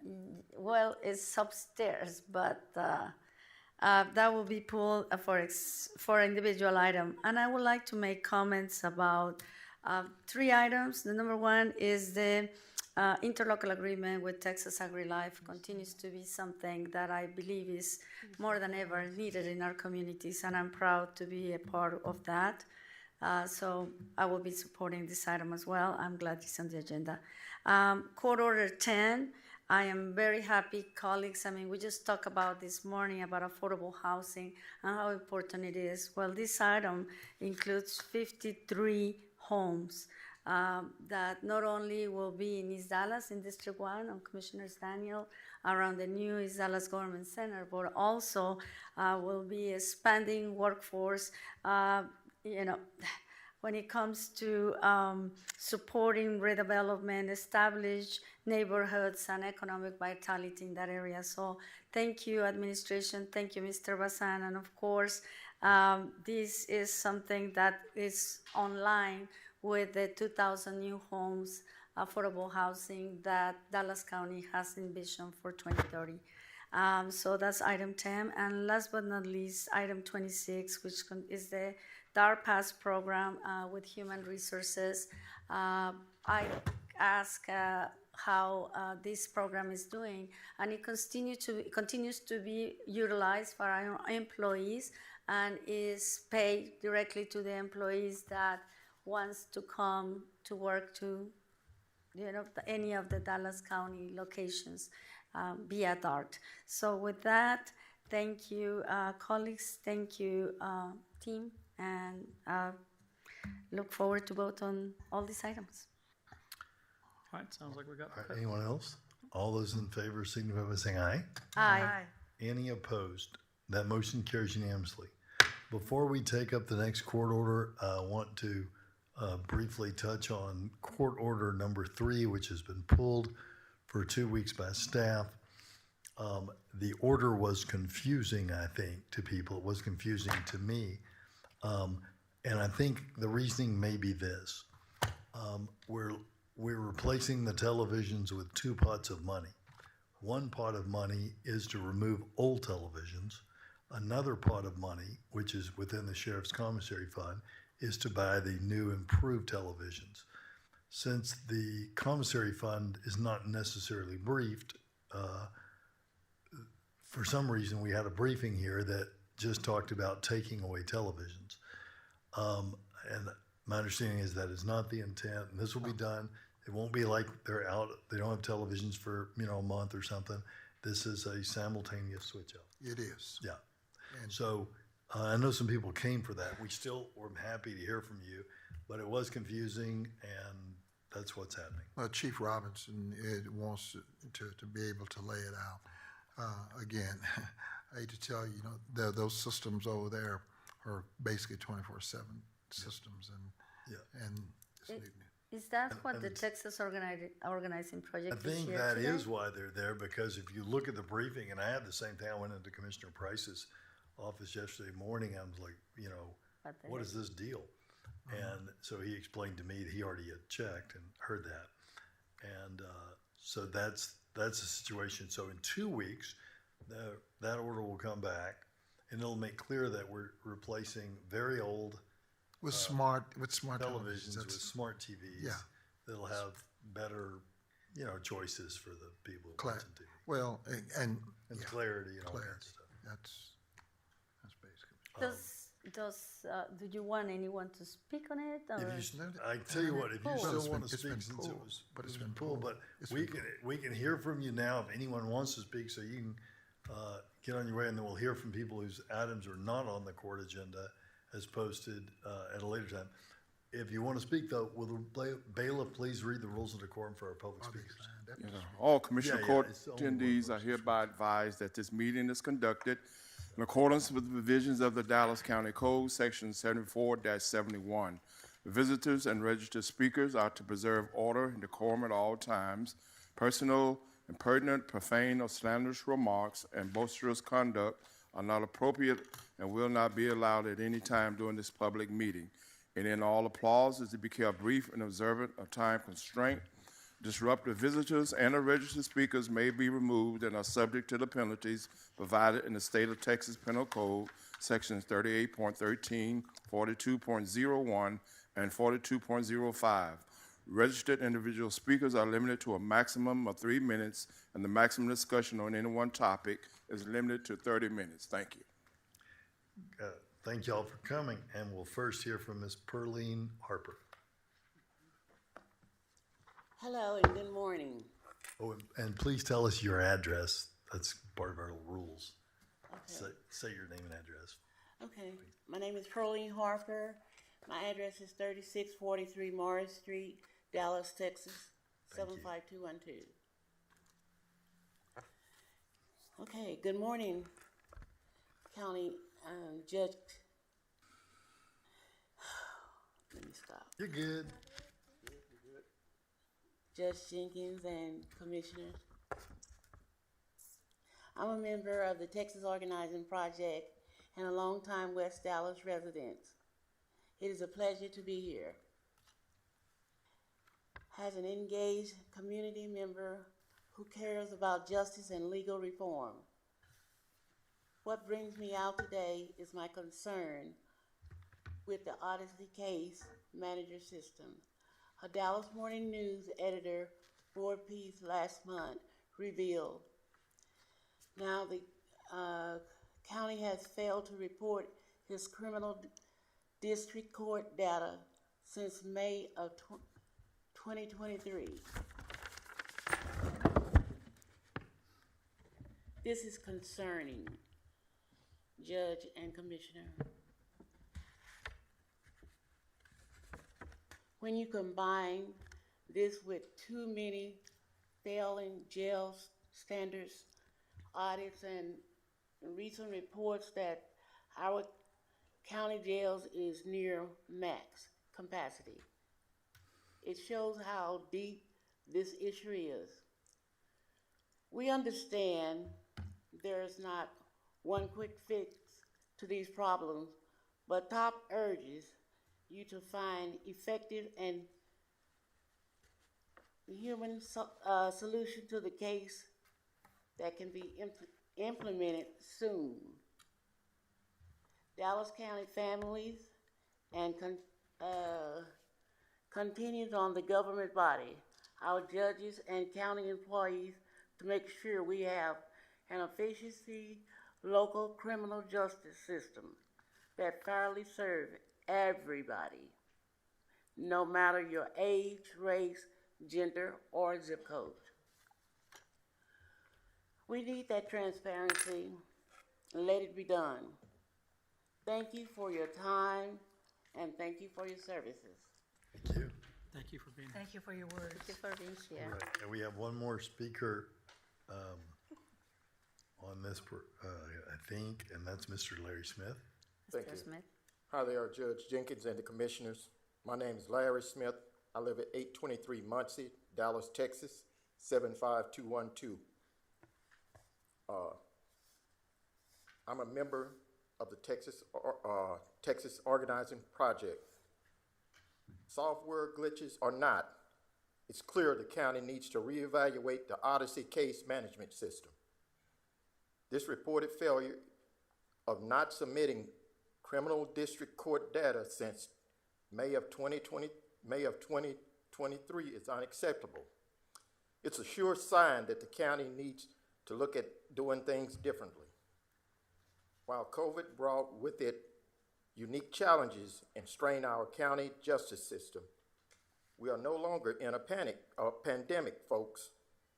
It is troubling to read in a recent news article that the state is reportedly withholding $1.5 million in grant funding because of this lack of felony court case outcome data. Dallas County deserves better. Residents of all communities deserve timely and fair jail and court proceedings. We call on you and judges in our county to work swiftly to get this matter handled.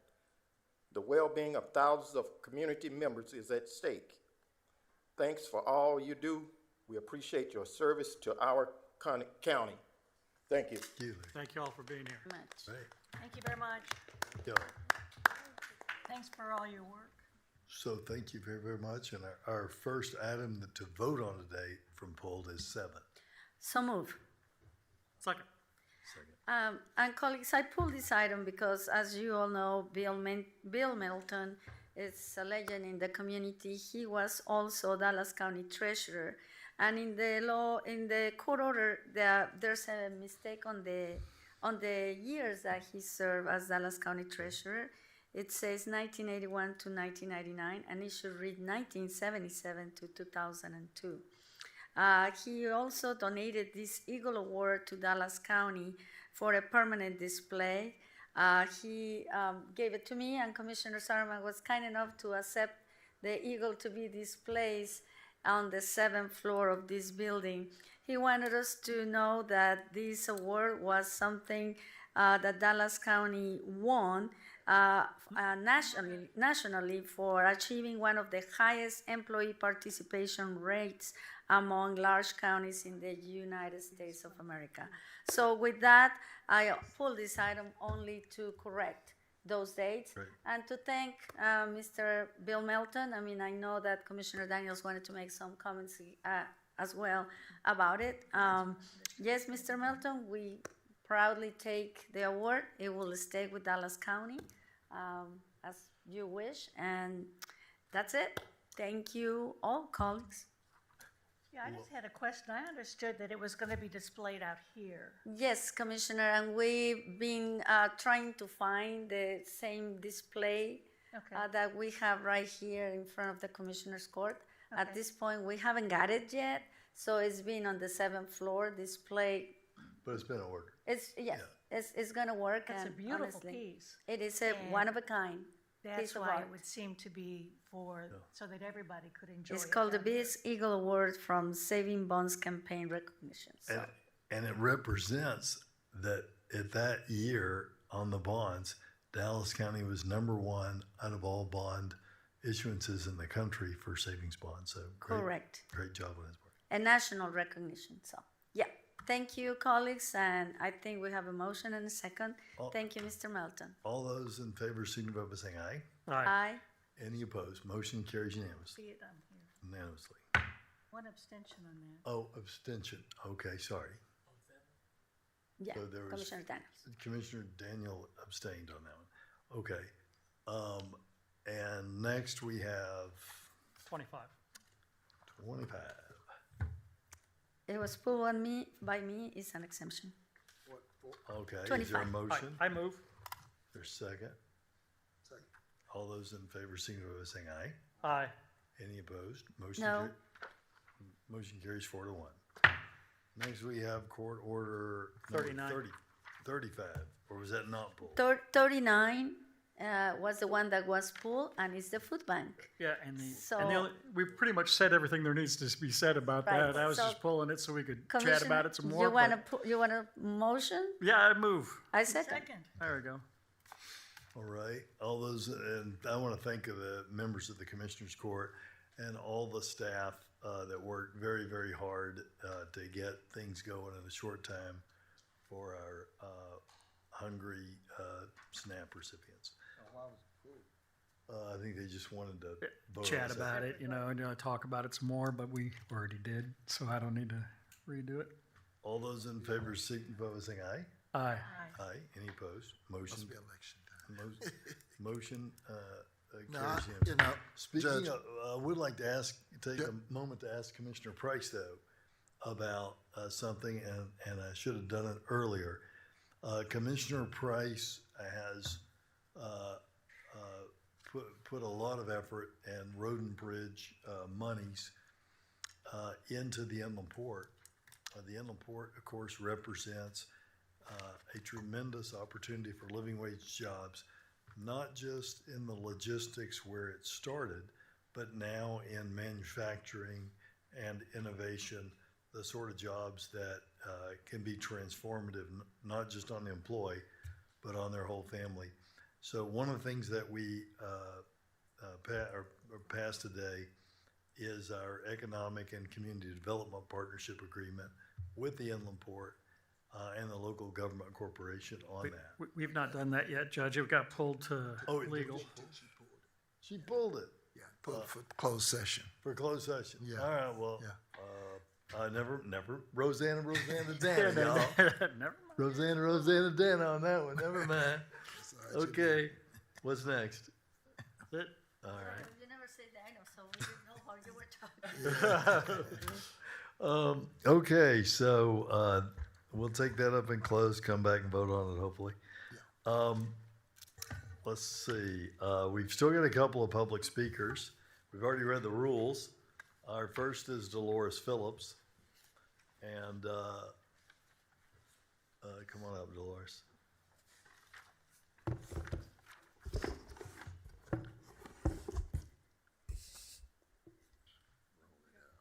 Dolores Phillips, Hey, homeless, I'm sorry. Grand Prairie, Dallas County, Texas, 75051. It's beautifully homeless, I meant to say. Sometimes you gotta take blows, especially from the city of Dallas and Dallas County, because at the core, you operate on heinous re-victimization of anyone who speak of injustices, be you black, white, blue, brown, or green, gay, or straight, poor, or wealthy. DF-92-11850, Dallas County Family Court, 200 and some pages missing, a quadro missing. My dad cried for me to save him. I didn't come here to play games. It's not a threat. I'm not bullying. He's the only man I know that was always there from yay big before my sister was born, his only biological child. I was there. 2019, my dad got hit by a truck. They flew him from Corsicana to here, Baylor. I became his power of attorney. I had to sign a $50-some John Hancock check. The people have a right to know. I said that couldn't be right because I was coming to Lone Star Gas Company when he worked there. It couldn't be right. So I got the calling. And I had honest people who talked to me. he started getting monies. Not the monies he should have. He started getting monies. This a racket, and everybody and each one of you should be concerned about your stocks, your shares, your accrued interest, because when you have poor people beyond race who doesn't understand any of that, and their family happen to leave something, then it could be gone overnight, especially with advanced technology and AI. It's real. September 24th, 2025, New Rock Meadow Green Apartments. It was an unconstitutional writ of possession. No monies owed, no lease violations. They took binders. I had 3 binders like this full of exhibits and documents. P-19707, Navarro County. Them appeals in the 10th Court of Appeals, they took those records on appeals. Honorable Judge Jenkins, when that happened to your friend, I think it was Attorney Lundcar, they act like they wanted to strong arm you, and then you push back because you are who you are with the title as a judge, and you got the monies and the resources to say, you're gonna get up off of me. But when you poor, you gotta take blows, and I've been taking these unconstitutional pounces. Let me share something with you, because this a big deal. My daddy cried. He said, save me, don't leave me, because I ain't gonna last here. And he didn't. Who made that call to take my daddy back to Corsicana as an incapacitated elder? And the reason they did was to steal his monies, and it ain't pennies. Well, I believe it's a setup. I'm going to clear my name as we go. In humility, the way you knocked. Dolores, I'm sorry, but you're out of time. Honorable Judge Jenkins, you know how you knocked back? Okay. With Lundcar, when they was trying to strong arm you, I'm going to knock back in humility, and I'm going to respond. Okay. I'm not violent, for the record. I'm not suicidal. I'm not homicidal. Never have been, never will Dolores, be. Have a blessed day. Time limit. I'm sorry. Thank you. All right. Our last speaker is Mr. Byron Isaac Arias Monzo. Byron Isaac Arias Monzo. Byron Eric Arias Monzo. And so that concludes our registered public speakers. We will begin closed session momentarily. Any action, we'll discuss matters under Chapter 551 of the Government Code as previously posted. Any action as a result of a closed session will take place in a subsequent open session. And again, we will begin closed session in a couple of minutes. All right. So why are we going to open the quorum?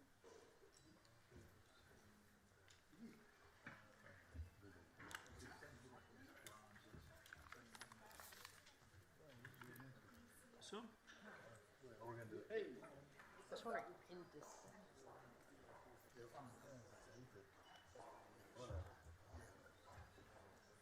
I wish I could, but I just can't. Sorry.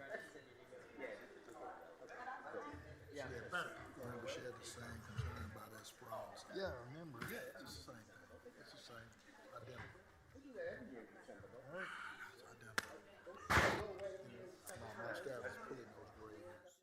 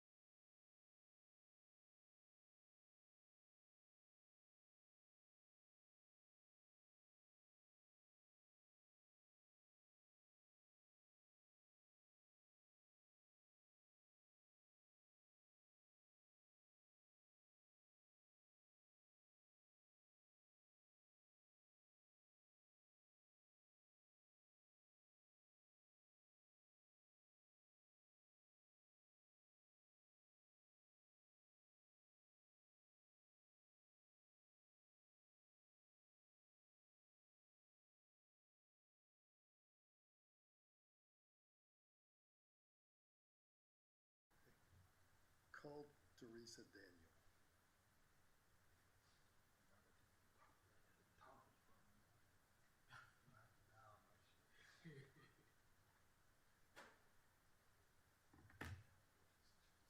There's somebody. There's somebody. Yeah, that's all right. So is this our third? Okay. Ready? The court is now back in session. We will consider a court order that we pull for legal advice in our closed session. That is Court Order 40. Is there a motion on 40? So moved. Second. All right, is there any unreadiness? All those in favor signify by saying aye. Aye. Aye. Aye. Motion carries unanimously. This concludes our business. Thank everyone for their work and patience, and everybody have a good rest of your week. We're adjourned.